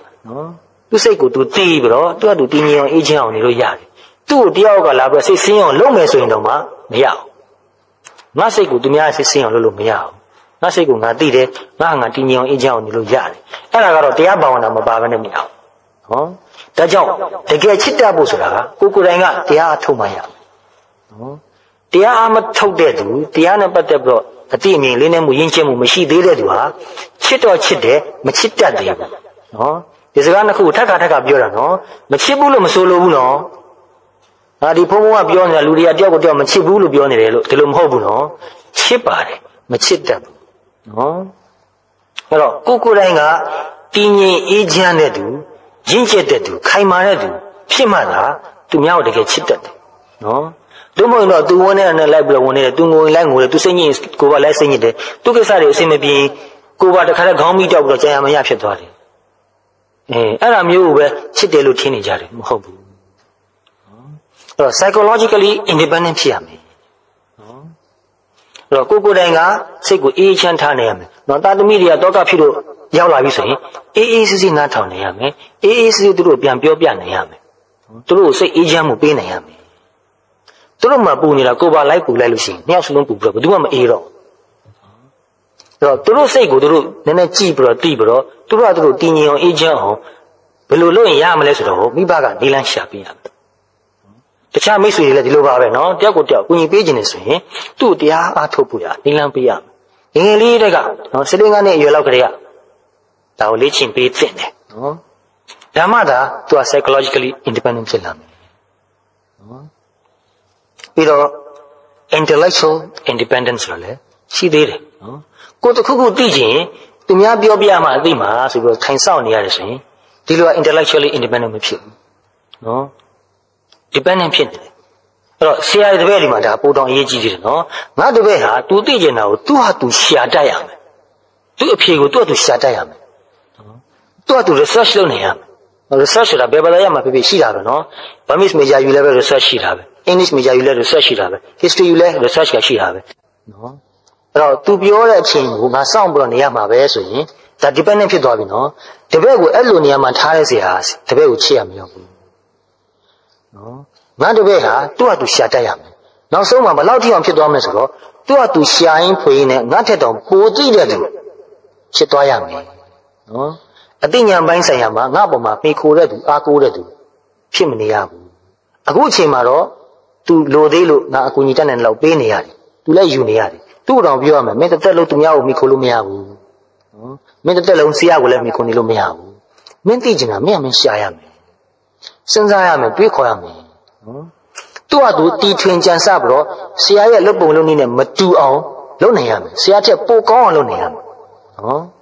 အဲ့တော့အထူးသဖြင့်ပညာရှင်ဖြစ်လာပြီဆိုရင်ဒီသဘောထားရှိဖို့ပိုအရေးကြီးပါတယ်နော်အဲ့တော့ပညာရှင်ဟာရိုးသားတဲ့စိတ်ရှိတယ်သူသိတာကိုသိတဲ့လောက်တိတိကျကျတပည့်ကိုပြောပြတယ်နော်သူမသိတာကိုလည်းပဲမသိဘူးလို့ပဲရိုးရိုးသားသားပြောနိုင်တယ်ပြောရတဲ့တတ္တိလည်းသူ့မှာရှိတယ်အဲ့လိုတတ္တိရှိမှလည်းပဲသူဟာစိတ်ဓာတ်ခိုင်မာရင်းဖြစ်တဲ့သူလို့ပြောလို့ရမှာနော်သူက emotionally ရော psychologically ရော independent ဖြစ်တဲ့သူလို့ပြောလို့ရမှာနော်ပြီးတော့ကိုယ့်တပည့်ကအတက်ပင်ငယ်ဆိုလည်းပဲကိုယ့်ထက်သူကပိုသိနေတာလေးတွေရှိတတ်တယ်နော်တချို့နေရာမှာပေါ့ကိုမသိဘူးသူသိတယ်သူမသိဘဲနဲ့ကိုသိနေတာလည်းပဲရှိတာပါပဲနော်အဲ့တော့သူကမသိလို့ကိုကသိနေတာကိုကပြောပြမယ်ကိုကမသိဘဲနဲ့ကိုတပည့်ကပိုသိနေတာကိုတပည့်စီကပြန်ယူနိုင်ရမယ်အဲ့ဒါမှသာအဲ့ဒီဆရာသူကိုယ်တိုင်လည်းပဲ independent ဖြစ်တယ်လို့ဆိုလို့ရတယ်နော်သို့မဟုတ်ရင်ငါမသိတာကိုငါတပည့်ကပိုသိသွားရင်तू ကငါအချက်ကိုရောက်သွားမှာပေါ့နော်အဲ့တော့အဲ့လိုမဖြစ်အောင်စိုးစိုးလေးကသူ့ကိုဥချိုးထားလိုက်နော်ပို့ပြီးတော့မသိအောင်သိဖို့ရအခွင့်မပေးနဲ့အကုန်လုံးပိတ်ထားလိုက်နော်မဆွေးနွေးပြီးတော့ငါဆွေးနွေးလိုက်လို့ရှိရင် तू ပိုသိသွားမယ်မဆွေးနွေးတော့ဘူးအဲ့ဒီဆရာကိုယ်တိုင်ကမေတ္တာမရှိတဲ့ဆရာဖြစ်သွားပြီနော်သူကိုယ်တိုင်က emotionally psychologically intellectually independent မဖြစ်ဘူးဒီလိုပြောလို့ရမှာနော်အဲ့တော့လူတယောက်ကိုတကယ်ချစ်တယ်ဆိုရင်ဘက်ဆုံးသူ့အားသူကိုသူ့ချစ်တော့ပေါ်သူရက်တည်နေတဲ့သူဖြစ်လာအောင်တဖြည်းဖြည်းသူအားပေးသွားအောင်အဲ့လိုမေတ္တာစေနာမျိုးထားဖို့ရရှင်းတော့မလွယ်ဘူး Real love is never used to take away from others what they would not freely give တကယ်စစ်မှန်တဲ့မေတ္တာဟာသူကဘယ်လိုချင်းချင်းမပေးဘဲနဲ့သူစီကဘာမှမရှိဘူးဘောကမေတ္တာဆိုတာလူကြီးလို့မရဘူးတောင်းလို့တော့မရဘူးတကယ်တော့နော်သူကသူပေးလာမှပဲရ Love outlives a lack of response ကိုကတစ်ဖက်သားကိုတကယ်ချစ်တယ်ဆိုရင်သူကမရင်ကျက်သေးလို့ငယ်သေးလို့နော်သူ့ဘက်ကမမှန်ကန်ကန်တုံ့ပြန်မှုမပြုတ်လာလဲပဲကိုကတော့ဆက်ပြီးတော့သူပေးနေဦးမှာပဲနော်အဲ့တော့ဒကာကြီးတို့ကဆရာကြီးတွေဆိုတော့ဒါပူပြီးတော့သိမှာပါနော်ကိုကဆရာမကြီးတွေအနေနဲ့မေတ္တာနဲ့တပည့်တွေကိုအများကြီးတင်ပေးနေတယ်သူတို့စီက response ကတော်တော်များများပြန်မလာဘူးနော်ကိုယ့်ရဲ့မေတ္တာစေနာကိုအတိအမှပြည့်မှုဆိုတာတော်တော်နည်းတယ်နော်အခုခေတ်မှာနည်းတယ်ဒါကိုလည်းပဲသူတို့ကိုစိတ်ဆိုးနေတာထက်သူတို့ဒီလိုတန်ဖိုးထားတတ်လာအောင်ပြောရတဲ့နည်းနဲ့ညဉ့်တင်မှုတဲ့နည်းနဲ့သူတို့တင်ပေးရင်တော့ပိုကောင်းတယ်နော် selfishness ကိုက selfless နော်ကိုယ့်အကျိုးကိုမငဲ့ပဲနဲ့သူတို့ကိုပေးနေတယ်သူတို့က selfish ဖြစ်နေတော့လက်ခံရအောင်ပါပဲနော်ရှေ့ဆက်ပြီးတော့တဖြည်းဖြည်းသူတို့ကိုပေးသွားရအောင်ပါပဲဒါမှသာတစ်ချိန်ကျရင်သူတို့ဒါကိုသဘောပေါက်လာတော့သူတို့လည်းပဲ selfless ဖြစ်လာလိမ့်မယ်နော် and mistakes နော်မှားတာယွင်းတာမိဘနဲ့သားသမီးလည်းအမှားယွင်းဆိုတာရှိတာပဲနော်ဆရာတပည့်လည်းပဲအမှားယွင်းဆိုတာရှိနေတာပဲနော်ကိုယ့်တပည့်ကမှားသွားတဲ့ခါမှာတိတ်ရှက်သွားအောင်တိတ်ကြောက်သွားအောင်ခါတော့ခေါင်းငုံသွားအောင်ကျုံသွားအောင်မလုပ်သင့်ဘူးသူ့အမှားကိုလက်ခံရမယ်သိခံရမယ်နော်ဒီခါတလူမှားသွားပြီမဲ့ဒီအမှားဒီပြီနဲ့ကိုယ့်အတွက်သင်ခန်းစာဖြစ်တယ်ဒီအတွက်နဲ့ရှက်ဖို့လည်းမလိုဘူးကြောက်ဖို့လည်းမလိုဘူးဆက်လုပ်ပါနော်ဒီအမှားကြောင့်ပဲနောက်ထပ်မမှားဖို့ရသူကဒီပေးလက်တယ်ဖြစ်သွားပြီဒီလိုလုပ်ရင်မှားတယ်ဒီလိုမလုပ်ရင်တမျိုးပြင်ပြီးလို့လည်းရှိရင်အမှားနဲ့သွားလိမ့်မယ် အမှားဆိုတာနည်းသွားတာပဲရှိတယ်နော်မမှားတော့ဘူးဆိုတာရှိကိုမရှိဘူးနော်အမှားနည်းသွားတာပဲရှိတယ်တော်တော်စဉ်းစားဖို့အရေးကြီးတယ်နော်အဲ့တော့မှားတာကိုအပြစ်မတင်သင့်ဘူးအမှားနည်းသွားအောင်ပဲသူ့နီလန်းပေးဖို့တင်တယ်မိဘလည်းမှားတယ်ဆရာသမားလည်းမှားတာပဲနော်သားသမီးလည်းမှားတတ်တယ်တပည့်တွေလည်းမှားတတ်တာပဲအဲ့တော့တကယ်မေတ္တာထားလို့ရှိရင်သူတို့အမှားကိုရှက်သွားအောင်ကြောက်သွားအောင်မလုပ်သင့်ဘူးမလုပ်ရဲမကန်ရဲအောင်မပြောသင့်ဘူးမှားပေမဲ့ဆက်လုပ်ပါ no matter who is at fault နော်အဲ့တော့မှားသွားတဲ့ကိစ္စမှာဘယ်သူမှားတယ်ဆိုတာအရေးမကြီးနော်သူမှားမှားကိုမှားမှာပဲမိဘကမှားသွားရင်လည်းမှားသွားပါတယ်လို့ဝန်ခံနိုင်ရမယ်နော်အဲ့ဒါကိုရှက်ဖို့လည်းမလိုကြောက်ဖို့လည်းမလိုဆရာကမှားသွားရင်လည်းပဲဆရာမှားသွားတယ်အေးစစ်စစ်လေးပြောလိုက်ရမယ်နော်မမှားတဲ့သူမရှိဘူးသို့တော့ဘာပြောအသိဉာဏ်ပိုရှိတဲ့လူဘဝအတွေ့အကြုံပိုများတဲ့လူကအမှားတော့နည်းမှာပါပဲနော်အသိဉာဏ်နည်းသေးတဲ့သူအတွေ့အကြုံနည်းသေးတဲ့သူကအမှားများဥမှာပဲ and it cannot be taken back မေတ္တာဆိုတာပြန်ယူလိုက်လို့မရဘူးနော်ဒါကြောင့်ငါပြောလို့မနေတော့ငါမချစ်တော့ဘူးဆိုရင်အဲ့ဒါမေတ္တာမဟုတ်တော့နော်မေတ္တာဆိုတာပေးပြီးသားပြန်ရုပ်သိမ်းလို့မရဘူးရသေးတယ်ဆိုရင်ငကိုယ်တည်းကအဲ့ဒါပေးလိုက်တာမေတ္တာမဟုတ်လို့ပဲနော်ငကိုယ်တည်းကပေးလိုက်တာအပေးယူတစ်ခုခုရှိနေတယ်နော်စဉ်းစားစရာအချက်လိုက်ကလေးတွေနော်ဒါလေးတွေကအခုခေတ်လူငယ်လေးတွေဟာမေတ္တာနဲ့ပတ်သက်ပြီးနည်းနည်းဘယ်လောက်တွေးတယ်မသိဘူးစမ်းမိတဲ့လောက်တချို့ကိုမေးကြည့်တော့သူတို့နည်းနည်းမသိဘူးသိစေခြင်းတယ်ငယ်ငယ်ရွယ်တွေကမေတ္တာဆိုတာဘာလဲဆိုတော့ကောင်းကောင်းသိစေခြင်းတယ်အားလုံးနဲ့ဆက်ဆံတဲ့နေရာမှာနော်စစ်မှန်တဲ့မေတ္တာစိတ်နဲ့ဆက်ဆံသွားစေခြင်းတယ် if it can be it is not love it cannot be taken back ပြန်ယူလို့မရဘူးနော် if it can be ပြန်ယူလို့ရခဲ့ရင် it is not love မေတ္တာမဟုတ်ဘူးအဲ့တော့တချို့လူတွေကတော်တော်လေးပဲမေတ္တာကရုဏာကြီးမားတဲ့လူရှိတယ်နော်တကယ်ကိုပဲထူးထူးခြားခြားစေတနာစစ်မှန်တဲ့ပုဂ္ဂိုလ်ဒူးလို့တောင်ပြောရင်ရမယ်လို့ဖြစ်တယ်နော်အဲ့လိုအင်တာမေတ္တာကြီးရဲ့လူရှိတယ်အဲ့လူတွေက they are amazingly unselfish တကယ်ကိုကြိုးစွန့်နေတဲ့လူဖြစ်နေအဲ့လိုဥပမာဆိုတော့ဒီဘုံခဏခဏပြောနေတဲ့ဆရာဝန်ကြီးတယောက်ကြောင့်ဥပမာပြောရင်ဒေါက်တာ Alexander Fleming ဆိုတဲ့သူနှစ်ပေါင်း20လောက် research လုပ်ပြီးတော့ဒီ penicillin ဆိုတာကိုသူရလာတယ်နော်ရတဲ့အခါမှာဘာလုပ်လဲဆိုတော့မေဒူမဆိုလွတ်လပ်စွာထုတ်လုပ်နေတယ်ဘာဖြစ်လို့လဲဆိုတော့အများကြီးထုတ်လိုက်ရင်ဈေးပေါ်သွားမှာဈေးပေါ်သွားရင်ဆင်းရဲလူတွေကဒီဈေးကိုဝယ်ပြီးတော့သုံးနိုင်တယ်နော်သူနဲ့သိလို့ရင်းနှီးလို့မဟုတ်ဘူးနော်လူသားတွေအားလုံးပေါ်မှာမေတ္တာထားတာအဲ့ဒီမေတ္တာမျိုးအင်မတန်လေးစားတယ်အင်မတန်လည်းအံ့ဩတယ်ဒီဘုံဘုံငယ်ငယ်လေးတွေကသူ့အကြောင်းဖတ်ဘူးလားနော်တက်ကတူမရောက်သေးဘူးအဲ့ဒီကလေးက Alexander Fleming အကြောင်းဖတ်ဘူးတော့အမြဲတမ်းစဉ်းစားတယ်အဲ့ဒါအခုထိလည်းသူ့တတိယတူအခုထိသူ့ကိုစိတ်ထဲကနေဂုံပြုတ်တုံးပဲနော်လေးလေးစားစားဂုံပြုတ်တုံးပဲငါသာသူ့နေရာမှာဆိုသူ့လိုလုံနိုင်မယ်လို့တော့ငါ့ကူငါအတိအကျမပြောနိုင်ဘူးဒီထို့အကွင်းကငါယူထားလိုက်ရင်ကဘာမှငါအချမ်းသာဆုံးဖြစ်တော့မှာနော်ယူလိုက်ပြီအဲ့လိုတချို့လူတွေရှိတယ်နော်တကယ့်ကိုပါရမီရှင်ပုဂ္ဂိုလ်တို့တွေလို့ပြောလို့ရတယ်နော်တခါကြီးကိုယ်တိုင်ကိုချင်းစာကြည့်တွေးကြည့်နော်မတုံးမဖြစ်တဲ့ပစ္စည်းတစ်ခုစေဝါတစ်ခုစေဝါဆိုတာအသက်အနယ်ပတ်သက်နေတာနော်အကယ်၍အဲ့ဒီစေတမျိုးငါတီထွင်လို့ရခဲ့ပြီဆိုတော့မိသူမဆိုထုတ်လို့နိုင်နေဆိုပြီးတော့ငါပေးလိုက်မလားအဲ့ဒီစေဝါကလည်းငါအနှစ်20ကျော်လောက် research လုပ်ထားတယ်အဲ့လိုပေးလိုက်ပြီးတော့ तू ကတော့အဲ့ဒီ microbiologist ဘောကနေပဲအဲ့ဒီ तू တက်ကတူမှာပဲ तू နေသွားတာပဲနော်သိချမ်းတာကြီးမနေခဲ့ရပါဘူး तू နော် altruistic အများအကျိုးတကယ်ကိုလောလောဆောင်ရွက်ပြီးဘာမှပြန်မမျောလင့်ဘူးတချို့လူဆို तू တော့မှမသိတာ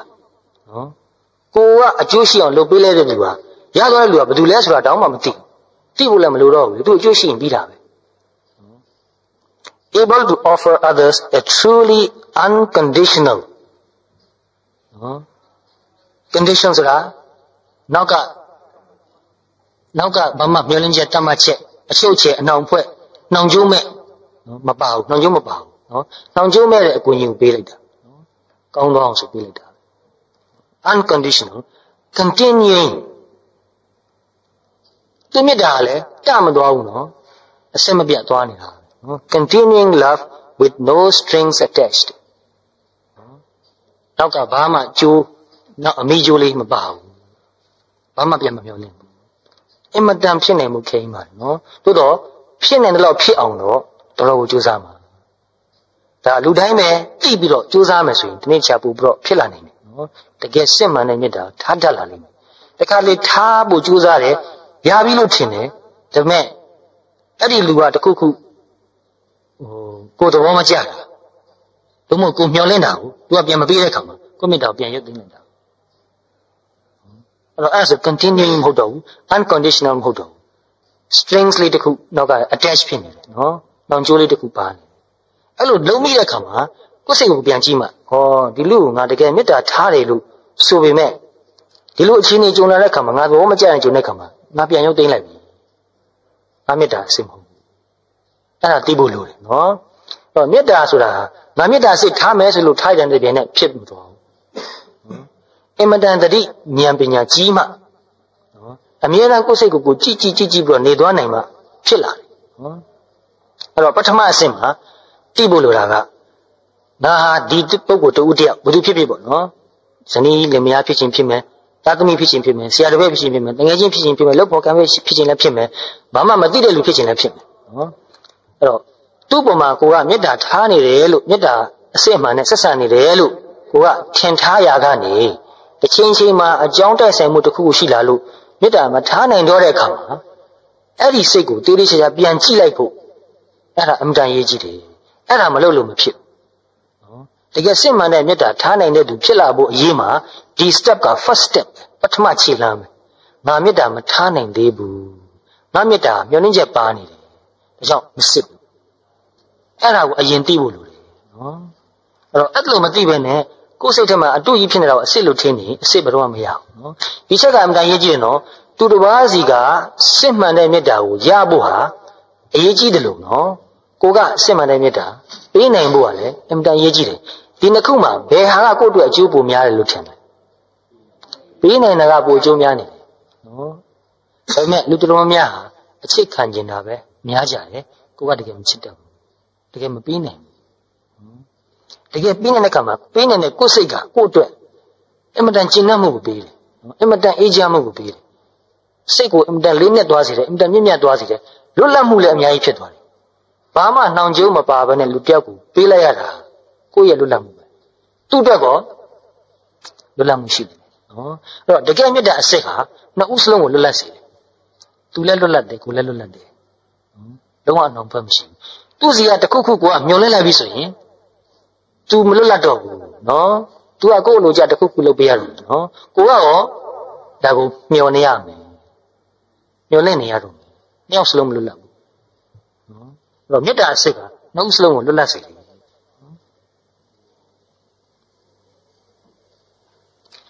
Their unconditional love allows them to love without concern for themselves. သူတို့ရဲ့နှောင်ကြိုးမပါတဲ့မေတ္တာဟာအဲ့ဒီမေတ္တာကြောင့်သူများကိုချစ်တဲ့နေရာမှာကိုယ့်အတွက်ထည့်မစင်တာတော့ without concern for themselves. သူကလွတ်လပ်တဲ့လူတစ်ယောက်ဖြစ်သွားရင်သူကသူတခြားကိုခွဲသွားရင်ဘယ်နဲ့လုပ်မလဲ။နောက်မှအားကိုးရမယ်ဖြစ်သွားလိမ့်မယ်။နော်အားငယ်တော့မှကြောက်တော့မှနော်တကယ်ချစ်တဲ့သူကအဲ့လိုမကြောက်ဘူးတဲ့သူဟာသူနော်ခုနပြောလို့ financially လည်း independent ဖြစ်သွားပြီနော် emotionally လည်း independent ဖြစ်သွားပြီ psychologically လည်း independent ဖြစ်နေပြီ intellectually လည်း independent ဖြစ်နေပြီကိုယ့်ပေါ်မှာလုံးဝမိခိုးဖို့အားကိုးဖို့မလိုတော့ဘူးဒါကလုံးပြည့်သူဟာသူ့ picture ပေါ်သူရက်တည်နေတဲ့သူဖြစ်သွားပြီအဲ့လိုဖြစ်သွားရင်ငါ့ကိုအားကိုးဖို့မလိုတော့ဘူးသူ့ဘဝမှာငါမလိုအပ်တော့နော်လူတော်များအဲ့ဒါကိုကြောက်တယ်ငါမရှိရင်နေလို့မဖြစ်ဘူးဆိုတာလေးကိုသိလို့ချင်တာပဲနော်ငါမရှိရင်နေလို့ဖြစ်တယ်ဆိုရင်ကိုမကြိုက်တော့ဘူးအဲ့ဒါကိုသဘောမကျအဲ့ဒါလက်မခံနိုင်ဘူးအဲ့ဒါသိအားငယ်စရာဖြစ်သွားတယ်နော်အဲ့တော့ငါမရှိတဲ့သူနေလို့ဖြစ်တယ်ဆိုရင်ငါမှအားငယ်စရာဖြစ်သွားပြီဆိုရင်ငါဟာအားငယ်တတ်တဲ့သူဖြစ်နေပြီအားငယ်တတ်တဲ့သူဟာချစ်တတ်တဲ့သူဖြစ်ဖို့အများကြီးလိုသေးတယ်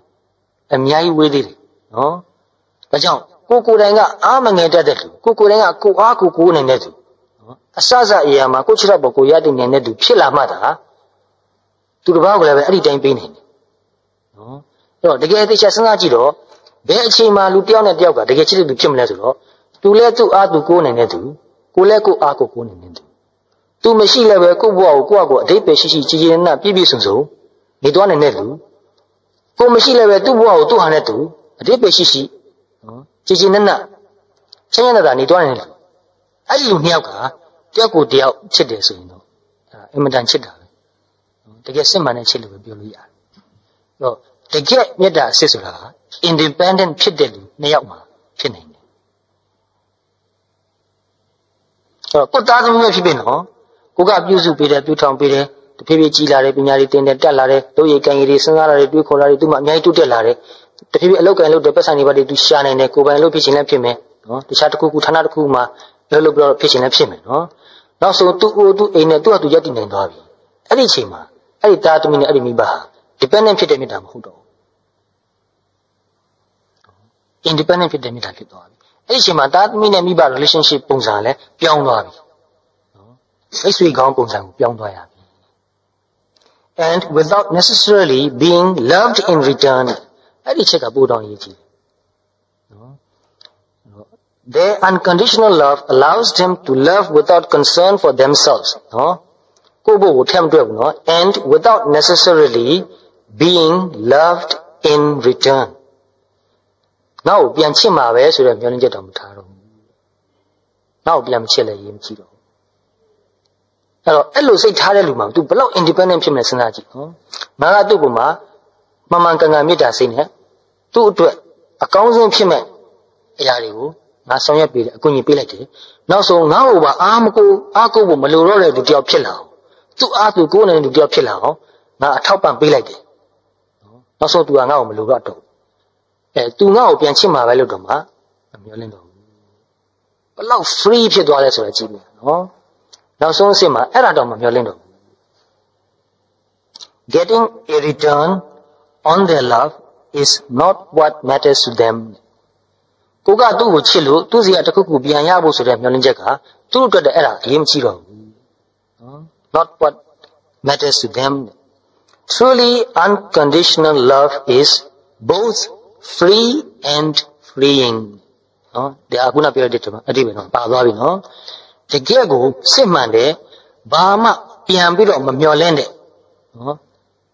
မေတ္တာဟာအဲ့ဒီမေတ္တာစိတ်ကလည်းလွတ်လပ်နေတယ်လို့အဲ့ဒီမေတ္တာကိုပေးလိုက်ရတဲ့ခံရတဲ့လူဖို့လည်းပဲလွတ်လပ်တယ်အဲ့တော့ဒီအချက်ကိုတေချာကိုလေးနဲ့စဉ်းစားစီချင်တာနော် both free and freeing they are free to love or not သူချစ်တယ်ဆိုရင်လည်းလွတ်လပ်ချစ်တာပဲမချစ်ရှင်လည်းမချစ်ဘဲနေရုံပဲရှိတာပဲ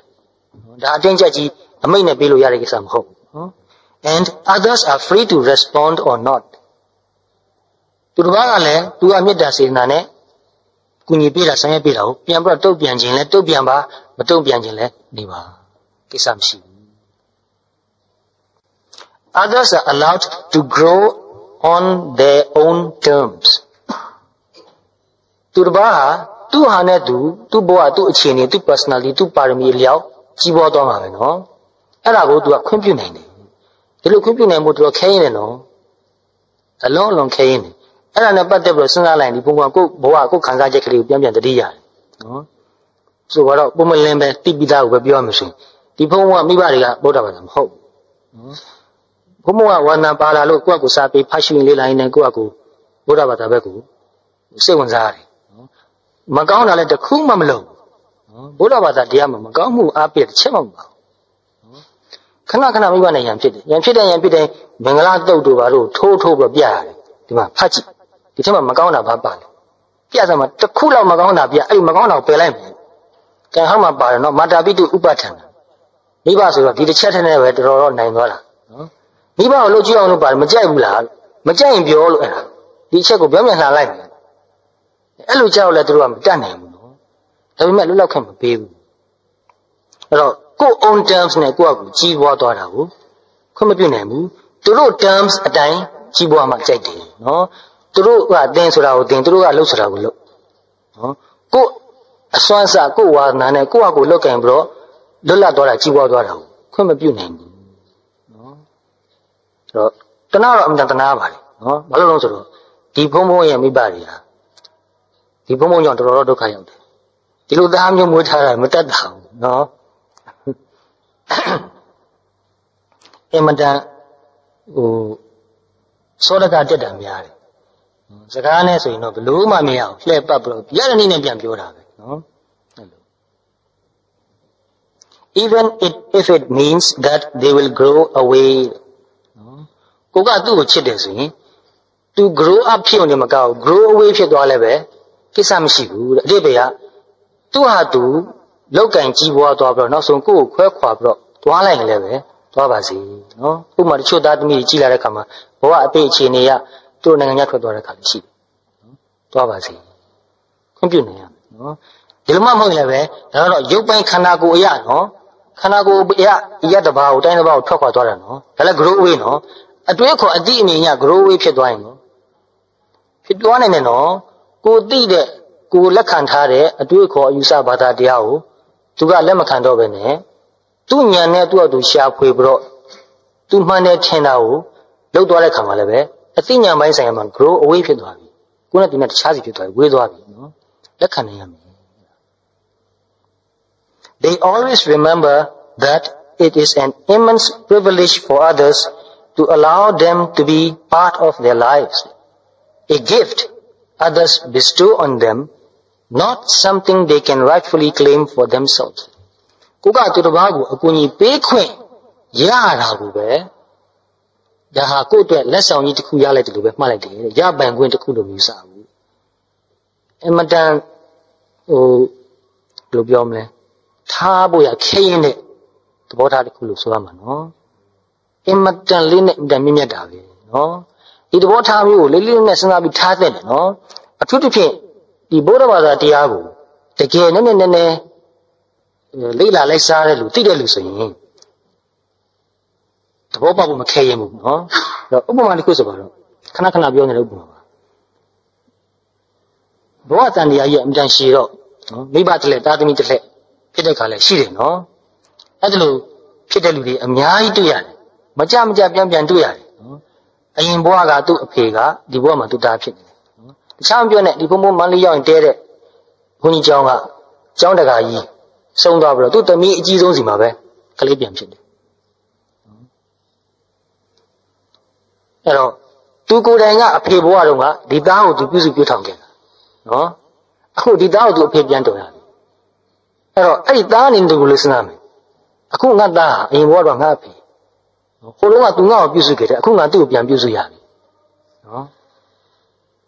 စဉ်းစားကြည့်စမ်းအခွင့်အရေးတစ်ခုရတယ်မတူဘူးလားနော် privilege တစ်ခုနော်ငါ့ကိုသူပြုစုခဲ့ရတာကိုအခုငါပြန်ပြီးတော့ပြုစုခွင့်ရပြီအဲ့တော့မမှတ်မိတာနေပါမှာတယောက်နဲ့တယောက်ကတော့တော်ခဲ့ကြတာကြီးပဲနော်အဲ့တော့ကိုယ်နဲ့ပတ်သက်လာတဲ့ခါမှာသူ့ကိုကအကူအညီပေးခွင့်ရတာဟာကိုယ့်အတွက်ဒါအခွင့်အထူးတစ်ခုရတာပါရပိုင်ခွင့်တစ်ခုမဟုတ်ဘူးစဉ်းစားကြည့်စမ်းပါနော်အမတန်တိမ်မွေ့နဲ့နဲတာပါလေဒီသဘောထားအမတန်ကြီးကျယ်အမတန်မြင့်မြတ်တဲ့သဘောထားပါအဲ့တော့သူတစ်ပါးကိုကူညီခွင့်ရတာကအမတန်ကြီးမားတဲ့ gift လက်ဆောင်ကြီးတစ်ခုရတယ်လို့ပါပဲနော်ငါကအကူအညီပေးလိုက်ရလို့သူ့ဘဝကိုငါပိုင်သွားပြီငါထားရမှနေဒီလိုသဘောထားမျိုးမထားသင့်ဘူးအဲ့လိုကူညီခွင့်ရလိုက်တာကိုပဲရှင်းနေပါလေ They are as altruistic as human beings can be လူသားတယောက်အနေနဲ့အများအကျိုးကိုကျိုးလုံးဝမပါဘဲနဲ့အများအကျိုးကိုဆောင်ရွက်နိုင်တဲ့နေရာမှာအစွမ်းကုန်ပါပဲဒီသဘောထားမျိုးထားနိုင်သွားရင်ဒါအစွမ်းကုန်ဖြစ်သွားတယ်နော်သားသမီးတော်မှဘယ်ဘဝကငါကျေးဇူးရှင်မှမသိဘူးနော်အခုဘဝငါသားသမီးဖြစ်လာတယ်ငါတို့ကိုပြုစုပြုထောင်ခွင့်ရပြီကျင့်ဆရာကောင်းလိုက်တာနော် They are unself-conscious about their goodness ငါတဲ့တော်လို့ငါတဲ့ကောင်းတယ်လို့ငါအင်တာမေတ္တာလုံးနာကြီးတယ်မေတ္တာရှင်ကြီးလို့သူတို့အဲ့လိုမတွေးဘူးနော်ဒါလောက်မေတ္တာကြီးပါရဲ့နဲ့ကိုမေတ္တာရှင်ကြီးဆိုတဲ့ဂုဏ်သူတို့မယူ unself-conscious about their goodness not letting their right hand know what their left hand is doing နော်ကိုဘယ်လက်ကလောက်တာကိုညာလက်ကိုမသိအောင်လောက်လိုက်တယ်တဘောကဂုဏ်မပေါ်ဘူးနော်ကိုကမေတ္တာထားတယ်ကိုကအကူအညီပေးတယ်ဒါပေမဲ့အဲ့ဒါကိုလူသိအောင်မလုပ်ဘူးဂုဏ်မပေါ်လိုက်ဘူး ရသောအဖြစ်တော့အတိမတ်ပြတော့ခံကျင်ကြတာပဲနော်ငါအများကြီးဆောင်ရတဲ့သူငါအများပုံမှာစစ်မှန်တဲ့မေတ္တာနဲ့ကိုကြီးပေးတဲ့သူအဲ့လိုငါ့ကိုအများအတိမတ်ပြကြငါ့ကိုဂုဏ်ပြုကြဆိုတာမျိုးမျောလင့်မိတတ်တယ်နော်ဒါပေမဲ့တကယ်မေတ္တာစစ်မှန်တဲ့သူဟာအဲ့ဒါကိုတော့မှမမျောလင့်ဘူးနော်တော်ကြီးကျယ်တဲ့စိတ်နေသဘောထားပါ they have immense reservoirs of goodwill နော်သူတို့ရဲ့မေတ္တာစေတနာတွေဟာအင်တန်ကြီးမားတယ်ကုန်ခမ်းမသွားနိုင် reservoir ဆိုတာကိုရေခါတာကြီးနဲ့ရေလောင်ထားတယ်လို့နော်အင်တန်အများကြီးရှိနေတယ်သူတို့မကုန်နဲ့မခန်းနိုင်အောင်ရှိတယ် and are absolutely delighted to the good fortune of others သူများမှာအစဉ်ပြေသွားရဆိုရင်သူတို့ကအင်တန်ဝန်တာတဲ့သူနော်မုဒိတာနော်မေတ္တာကရုဏာတွေမကောက်မုဒိတာအင်တန်ကြီးမားတယ်သူကသူအစဉ်ပြေနေလည်းပဲဝန်တာမှာပါနော်ကိုကအကူကြီးပေးလိုက်ရလို့အစဉ်ပြေသွားတယ်ဆိုရင်လည်းပဲအင်တန်ဝန်တာပြီးကျင့်တတ်နေတာအဲ့လိုမှလည်းသူကျင့်တတ်မှုကလမ်းဆုံးနေတာတုံ့ပြန်မှု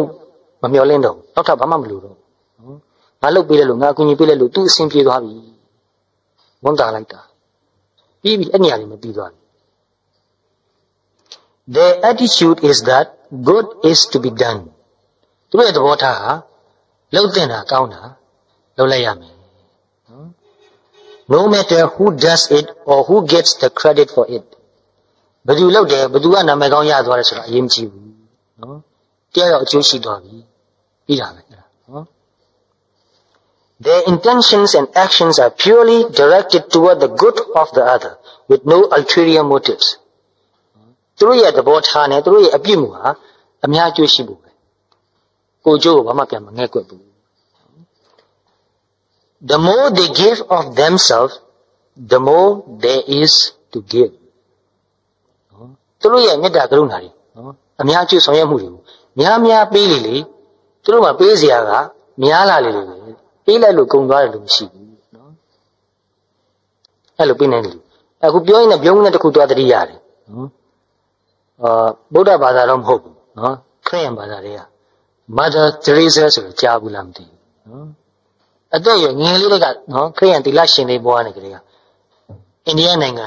အဲ့ဒီကာကတာနာမှာထင်တယ်နော်ကာကတာမှာကိုကျိုးစွန့်ပြီးတော့နော်လမ်းပေါ်မှာလဲနေတဲ့လူမတွေကိုတည်ပို့ပြီးတော့နော်အရေးအဝတ်ရှိနေအောင်သွားဖို့ပြုစုနော်တောင်းပြီးတော့ तू ကလိုက်တောင်းရတယ်လိုက်တောင်းတာမှတော့မှသူ့ကိုဆဲလုပ်တဲ့လူတွေရှိသေးတယ်မောင်းလုပ်တဲ့လူတွေရှိသေးတယ်နော်ရသူ့မှလည်းရှိလို့မှမဟုတ်ပဲနော်လိုက်တောင်းပြီးတော့အစားအစာကျွေးတယ်ဆေးကုပ်ပေးတယ်လမ်းမှာဆွန့်ပစ်ထားတဲ့ကလေးတွေကောက်ပြီးတော့မွေးစားတယ်ဝေးပေးတယ်အဲ့တော့နှစ်ပေါင်းများစွာကြာတော့လည်းပဲသူ့ကိုတော့အတိမတ်တော့ပြုလာတာပါပဲနော်သူ့ Nobel ဆုတွေပါပေးတယ်လို့ကြားတယ်ပေးထိုက်ပါတယ်နော်သို့တော့သူကိုယ်တိုင်ကတော့ဒီ Nobel ဆုလိုချင်လို့လုပ်တာတော့မဟုတ်ဘူး The more revered they are revered ဆိုတာအများရဲ့လေးစားမှုကြီးညိုမှုမျက်နှာမှုပူဇော်မှုဒါတွေပေါ့နော်အဲ့တော့သူတစ်ပါးတွေကသူတို့ကိုပို့ပြီးတော့မျက်နှာလာလို့ပူဇော်လာလို့ရှိရင်လည်းပဲအဲ့လိုပူဇော်တာမျက်နှာတာအယုဒ္ဓပြုတာများလေ the more humble they become မာနကြီးမသွားဘူးနော်ပို့ပြီးတော့မာနကိုနှိမ့်ချငါကအလုပ်ကျွေးပြုနေတဲ့သူပါဆိုစိတ်ကိုထားတယ်ငါပြုစုခွင့်ရတာကိုပဲငါကျင့်တတ်ပါပြီအများကိုအမွှန်းတင်နေတာကိုမမျှော်လင့်ဘူးနော်ခေါင်းပေါ်တင်ထားတာကိုမလိုချင်ဘူး The more power people give them in their lives အဲ့ဒါလို့ဘာမှကိုကျိုးမမျှော်လင့်မနဲ့သူတစ်ပါးရဲ့ဘဝကိုချုပ်ချယ်လို့တဲ့မျှော်လင့်ချက်မျိုးမထားပဲနဲ့လွတ်လွတ်ကျွတ်ကျွတ်မေတ္တာစေတနာအစစ်မှန်နဲ့အကူအညီပေးတဲ့လူကိုတခြားလူတွေကပိုတောင်းမှဘဝထဲမှာနေရာပေးတယ်နော်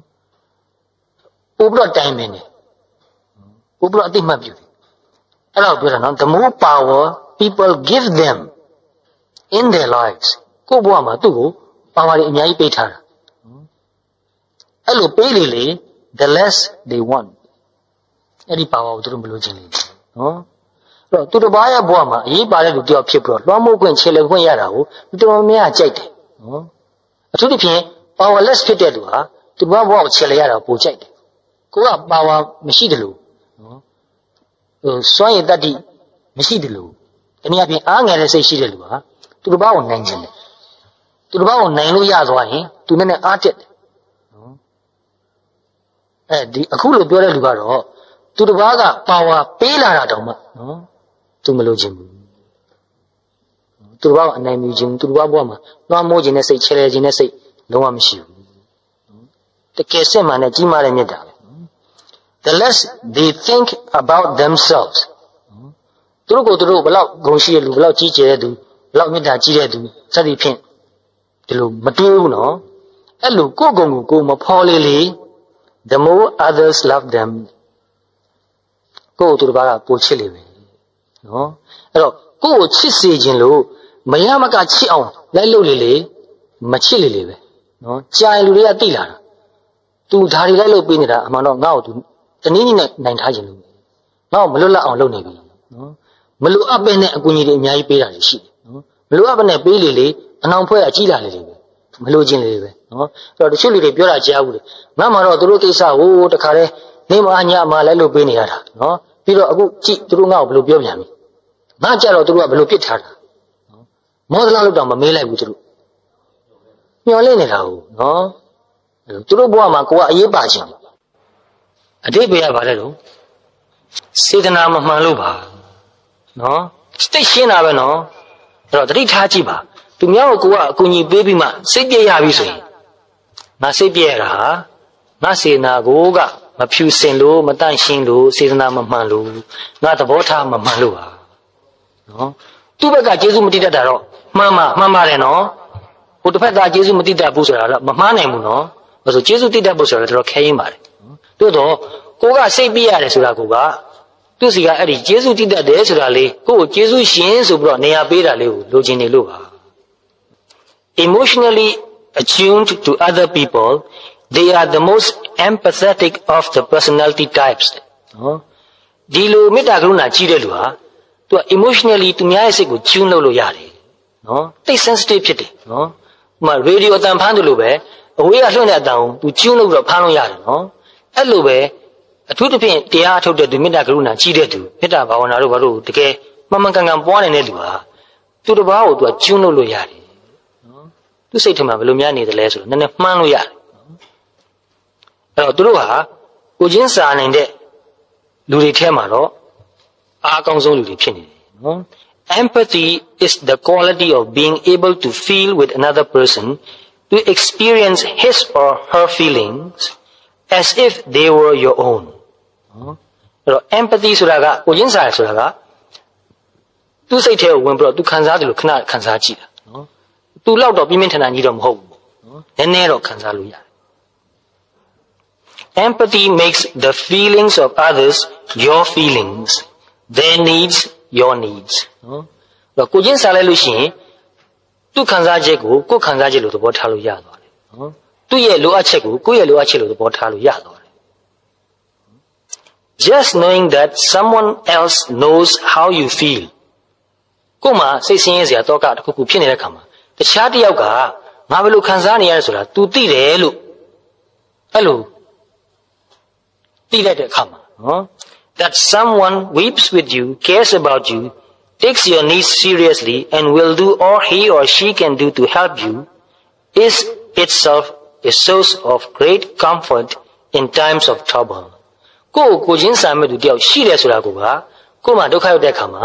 စိတ်ကိုနည်းနည်းတက်တာစီတယ်နော်တို့မဟုတ်ရင်လူတွေကတိတ်ဖော်မဲ့လို့အထီးကျန်ဖြစ်တယ်နော်အားငယ်တတ်တယ်လုံးလေးအင်တန်ဖြစ်တယ်တော့တယောက်ကိုတယောက်ကိုချင်းစာနိုင်ဖို့အင်တန်ရေးကြည့်တယ်ဒီကိုချင်းစာစိတ်တကယ်အားကြီးလာရင်လည်းပဲသူ့အကျိုးကိုဆောင်ရွက်ဖို့ရပို့ပြီးတော့လွယ်ကူလာတယ်နော်ဘာမှမခဲရင်တော့ They are charitable and put a positive interpretation on everything emphasizing the good they find in others သူတို့ကအင်တန်စိတ်ကောင်းရှိလို့ဖြစ်တယ်သူများရဲ့ကောင်းကွက်ကလေးတွေကိုအမြဲတမ်းအသိမှတ်ပြုလို့ရှိတယ်နော်ကောင်းတာကိုပို့ပြီးတော့ emphasize လုပ်တယ်အားပေးတယ်နော်အဲ့တော့ psychology မှာသူ theory တစ်ခုရှိတယ်selective reinforcement လို့ခေါ်တဲ့ theory တစ်ခုရှိတယ်နော်လူတစ်ယောက်မှာကောင်းတာလေးရှိရင်အဲ့ဒီကောင်းတာကိုခဏခဏပြောအဲ့လိုပြောအဲ့လိုပိုကောင်းလာတယ်နော်လူတစ်ယောက်မှာအဆိုးရှိနေတယ်အဲ့ဒီအဆိုးကိုခဏခဏအပြစ်တင်ကြိုင်ဒီလိုပိုဆိုးလာတယ်ဒါပေမဲ့လူတော်ဘာဖြစ်တတ်တယ်လို့လဲဆိုးတာတွေ့ရင်အကျိုးမထားဘူးနော်ဟုတ်တာထက်ပိုပြီးတော့ချက်ပြီးတော့ပြောလိုက်မယ်ကောင်းတာတွေ့ရင်တော့မမြန်ဆောင်ပြီးနေလိုက်တယ်မပြောတော့ဘူး ဒါကိုသားသမီးတောင်ဒီလိုပဲဖြစ်တယ်နော်ကိုသားသမီးတော်တာကိုအတိမမပြုတ်ပဲနဲ့နည်းနည်းလေးဆိုရင်အဲ့ဒါကိုအပြစ်တင်မင်းအလကားကောင်မင်းလူဖြစ်မဲ့ကောင်မဟုတ်မင်းခွေးဖြစ်မဲ့ကောင်နော်မင်းအလွန်ပြင်းတဲ့ကောင်ပဲအလကားအချင်းဖြိုးနေတာပဲအဲ့လိုပဲသူ့ကိုပြောပါများတော့ तू က yes လို့ပြောလိုက်မှာပဲနော်ကလေးတယောက်ကိုအဲ့လိုပြောပါမယ်လို့ तू yes လို့ပြောလိုက်ပြီဆိုအတိတ်ပဲဘယ်လိုဖြစ်သွားပြီလဲဆိုတော့ तू လက်မှတ်ရသွားပြီတရားဝင်စိုးပိုင်ခွင့်ရှိသွားပြီနော်ဒီရင်တော့ तू မှတရားဝင်စိုးပိုင်ခွင့်မရှိဘူးအခုတော့မိဘကသူ့ကိုတေချာအတိမတ်ပြုလိုက်ပြီဘာလို့အတိမတ်ပြုလဲဆိုတော့လူဆိုးလို့အတိမတ်ပြုလိုက်ပြီအဲ့တော့သူ့မှာတရားဝင်စိုးပိုင်ခွင့်ရှိသွားပြီ तू ပို့ပြီးဆိုးတော့မှာပဲနော်အဲ့တော့ကောင်းစီခြင်းနေကောင်းတာကိုအတိမတ်ပြုပါဓမ္မမေတ္တာထားရရောက်မယ်နော်ဆိုးရလေးကိုအပြစ်ဒဏ်အလွန်ကျွံပေးလို့ရှိရင်မေတ္တာထားရမရောက်ဘူးချစ်ရမယ်နော်အပြစ်ဒဏ်အလွန်ကျွံပေးရင် punish လုပ်ရင်လိမ်မာမယ်လို့ထင်တာမဟုတ်ဘူးမှားတယ်နော် punishment ကမခံကျင်စိတ်ကိုပို့ပြီးတော့အားပေးတယ်နော်ပြန်ပြီးတော့ react လုပ်ဖို့ရအားပေးတယ်လို့ဖြစ်သွားတယ်နော်သူဆိုးတာလွဲတာမှားတာကိုအတားလေးလက်ခံလိုက်လို့ရှိရင်သူနောက်ထပ်ဆိုးဖို့ရမလိုအပ်တော့ကောင်းတဲ့ဘက်ကိုပဲသူအတားလေးလှည့်ပေးလိုက်ဖို့ကောင်းတာကိုပဲအသိမှတ်ပြုလိုက်ဖို့နော် They are exceptionally thoughtful about the material, psychological, emotional or spiritual needs of others. နော်ဒီလူတွေကဒီလိုမေတ္တာကရုဏာကြီးတဲ့လူဟာသူတစ်ပါးရဲ့ material need ရုပ်ပိုင်းဆိုင်ရာလိုအပ်ချက်နော်အစအစာလိုမယ်အင်ကြီးဥစားလိုမယ်နော်ပတ်စံတို့ဘာလို့လိုမယ်တော့မိဘဆိုလည်းပဲအဲ့လိုပဲကြည့်ရမှာနော်လင်မယားဆိုလည်းပဲဒါကိုသတိထားရမယ်နော်လိုအပ်တာကိုဖြည့်ဆည်းပေးဖို့ psychological စိတ်ပိုင်းဆိုင်ရာသူ့မှာဘာလိုအပ်တယ်လဲသူကသူခိုင်မာတဲ့လူတစ်ယောက်ဖြစ်လာအောင်အထောက်အကူပေးရမှာနော် emotional need သူ့စိတ်ထဲမှာခံစားမှုတစ်ခုရှိလာတကကိုကကိုချင်းစာပေးဖို့ဒါ emotional need တစ်မျိုးဖြစ်သွားတာနော်သူကိုယ်တိုင်သူ့ emotion ကိုသူ့ဟာသူ control လုပ်နိုင်ဖို့သူ့စိတ်ကိုသူသိပြီးတော့ကြည်လင်အေးချမ်းအောင်နေတတ်ဖို့ spiritual needs of others spiritual ဆိုတာပါနေသေးတယ်နော်အဲ့ဒါထည့်စဉ်းစားမယ်အသိဉာဏ်နဲ့စိတ်ဓာတ်လေးနဲ့ယဉ်ကျေးမြင့်မြတ်တဲ့သူတယောက်ဖြစ်လာဖို့အတွက်ထောက်ကူပေးရမယ်ဆိုတော့သားသမီးချင်းတို့မို့လင်မယားချင်းပဲဖြစ်ဖြစ်ဆရာတစ်ပည့်ပဲဖြစ်ဖြစ်တငယ်ချင်းပဲဖြစ်ဖြစ်သူ့ကိုချစ်တယ်ဆိုရင်သူဟာပို့ပြီးတော့တည်ငြိမ်အေးချမ်းတဲ့သူပို့ပြီးတော့အသိဉာဏ်လေးနဲ့တဲ့သူပို့ပြီးတော့စိတ်ထားမြင့်မြတ်တဲ့သူဖြစ်လာအောင်ထောက်ကူပေးရမယ်အဲ့ဒီအထီအောင်ရောက်ရမှာနော်အဲ့တော့သူတစ်ပါးကိုစိတ်ညစ်သဘောထားအေးချမ်းတဲ့သူတည်ငြိမ်တဲ့သူလေးနဲ့တဲ့သူမြင့်မြတ်တဲ့သူဖြစ်လာအောင်ကိုကအထောက်ကူပေးရမှာဆိုတော့ကိုကရောအဲ့ဒါကိုကပါလောရတော့မှာနော်အဲ့တော့သူများကိုချစ်တတ်ဖို့ဟာဘယ်မှာသွားအခြေခံတယ်လဲကိုမှအခြေခံနေပြန်ပြီနော်ကိုတိုင်တည်ငြိမ်အေးချမ်းလူလေးနဲ့လူချင်းချစ်တဲ့သူမြင့်မြတ်တဲ့သူဖြစ်မှသာအဲ့ဒါမျိုးသူတစ်ပါးကိုထောက်ကူပေးနိုင်မယ်အဲ့တော့တကယ်ချစ်တတ်တဲ့သူတယောက်ဖြစ်လာဖို့မှာဘလောက်တောင်းကြီးတယ်လေနော်ဘလောက်အရေးကြီးတယ်ဘလောက်လေးနဲ့တယ်ဆိုစဉ်းစားဘူးတော့ကိုချစ်တတ်ဖို့လို့လေကိုအသိဉာဏ်ကိုစိတ်ဓာတ်ကိုလေးနဲ့တဲ့သူရင်းချစ်တဲ့သူမြင့်မြတ်တဲ့သူဖြစ်လာအောင်လုပ်ရမယ်ကိုကစိတ်အားငယ်တတ်တဲ့သူကြောက်တတ်တဲ့သူနော်ကိုစိတ်ဓာတ်နဲ့အသိဉာဏ်ကလေးနဲ့မှုမြင့်မှုမရှိဘူးဆိုရင်အဲ့ဒါမျိုးသူတို့ဘာမှဖြစ်လာအောင်မလုပ်ပေးနိုင်ဘူးနော်တတိထားဘူးရနော်အဲ့တော့တကယ်ချစ်တတ်တဲ့သူဖြစ်ဖို့ဆိုတာကိုတိုင်ကနော်ပြေးသွားတယ်လို့ဖြစ်ရမယ်နော်လေးနဲ့တဲ့သူအေးချမ်းတဲ့သူရင်းကျက်တဲ့သူဖြစ်ရမယ်နော်ကိုတိုင်က mature ဖြစ်မှာသူတစ်ပါးရဲ့ maturity ကိုအထောက်အကူပေးနိုင်မယ်နော်ဒီချက်ကလေးတွေဟာလေးနဲ့ထပ်ခါစဉ်းစားစေခြင်းတယ်နော်တကယ်လည်းပဲတဖြည်းဖြည်းကြိုးစားပြီးတော့အကောင့်တွေပေါ်သွားစေခြင်းတယ်နော်အဲ့တော့မေတ္တာဆိုတာခုနပြောသလိုပဲစာတော်အနိဒမ်းမှာပြောသလိုပဲအပြောများသလောက်တကယ်တော့မလွယ်လှဘူးနော်ဒါတကားကြီးတို့ဒကမကြီးတို့တင်ပြောတာမဟုတ်ဘူးနော်ဒီဖုံဖုံကိုယ်တိုင်ပဲကိုမေတ္တာကိုပြန်စဉ်းစားကြည့်တယ်ငါမေတ္တာတကယ်စင်ကြယ်လားဟုတ်ရဲ့လားငါအများပေါ်မှာတကယ်ပဲကိုကျိုးမပါပဲနဲ့နော်တနည်းနည်းနဲ့အကူအညီပေးနိုင်တယ်လားပေးနေတာတော့ရှိတယ်နော်မပေးတာမဟုတ်ဘူးနော်ပေးနေတဲ့အကူအညီတွေအဲ့ဒီအကူအညီတွေပေးနေတာမှာဘာကိုမျှော်လင့်တယ်လဲတကယ်မျှော်လင့်ချက်မပါတဲ့မေတ္တာစေတနာနဲ့အကူအညီပေးတာဟုတ်ရဲ့လားအဲ့ဒါကိုဘာနဲ့ test လုပ်ဘာနဲ့စမ်းကြည့်တမန်ကလိုက်စားနေဖို့မလိုဘူးစောင့်နာနေလိုက်ပါအစမ်းခါပါလိမ့်မယ်နော်အဲ့ဒီအစမ်းခါတဲ့အခါမှာကိုယ်စိတ်ကိုကြည့်ပြီးတော့ရိုးရိုးသားသားပြန်ပြောဖို့ပဲ စိတ်ထဲမှာဆင်းရဲသွားပြီးမခံကျင်သွားပြီးဒေါသဖြစ်သွားပြီဆိုရင်ငါစေတနာမေတ္တာမမှန်သေးဘူးမစင်ကြယ်သေးဘူးနော်အဲ့တော့တခါကြီးဝတ်တင်ပြောတာမဟုတ်ဘူးဒီစကားတွေကကိုလည်းပြန်ပြောတဲ့စကားတွေဖြစ်ပါတယ်နော်ဒီဘုံဘုံကငယ်တဲ့ကစာပေတော့ဖတ်တယ်ဘယ်တော့မှသူများကိုပြောဖို့ဆိုတဲ့အဓိကရည်ရွယ်ချက်နဲ့ဖတ်လို့မရှိဘူးနော်အဓိကရည်ရွယ်ချက်ကကိုယ့်အတွက်ကိုငါဘဝကိုပို့ပြီးတော့အတိတ်ပဲရှိအောင်လေးနဲ့အောင်တန်ဖို့ရှိအောင်ဘယ်လိုနေသွားရမှာလဲကိုယ့်အတွက်လုပ်တာပါနော်အဲ့လိုကိုယ့်အတွက်ကိုကိုယ့်အကိုလေ့လာရင်ကျင့်ကြံအားထုတ်ရင်လည်းသိလာတာလေးတချို့ကိုကျုံတဲ့အခါမှာဒကာကြီးတို့ဒကာမကြီးတို့လက်ဆောင်ဖြစ်နေပေးတာပါအဲ့တော့အားလုံးပဲစစ်မှန်တဲ့မေတ္တာကရုဏာထားနိုင်တဲ့သူတွေဖြစ်ကြပါစေဖြစ်နေအောင်ကြိုးစားနိုင်ကြပါစေ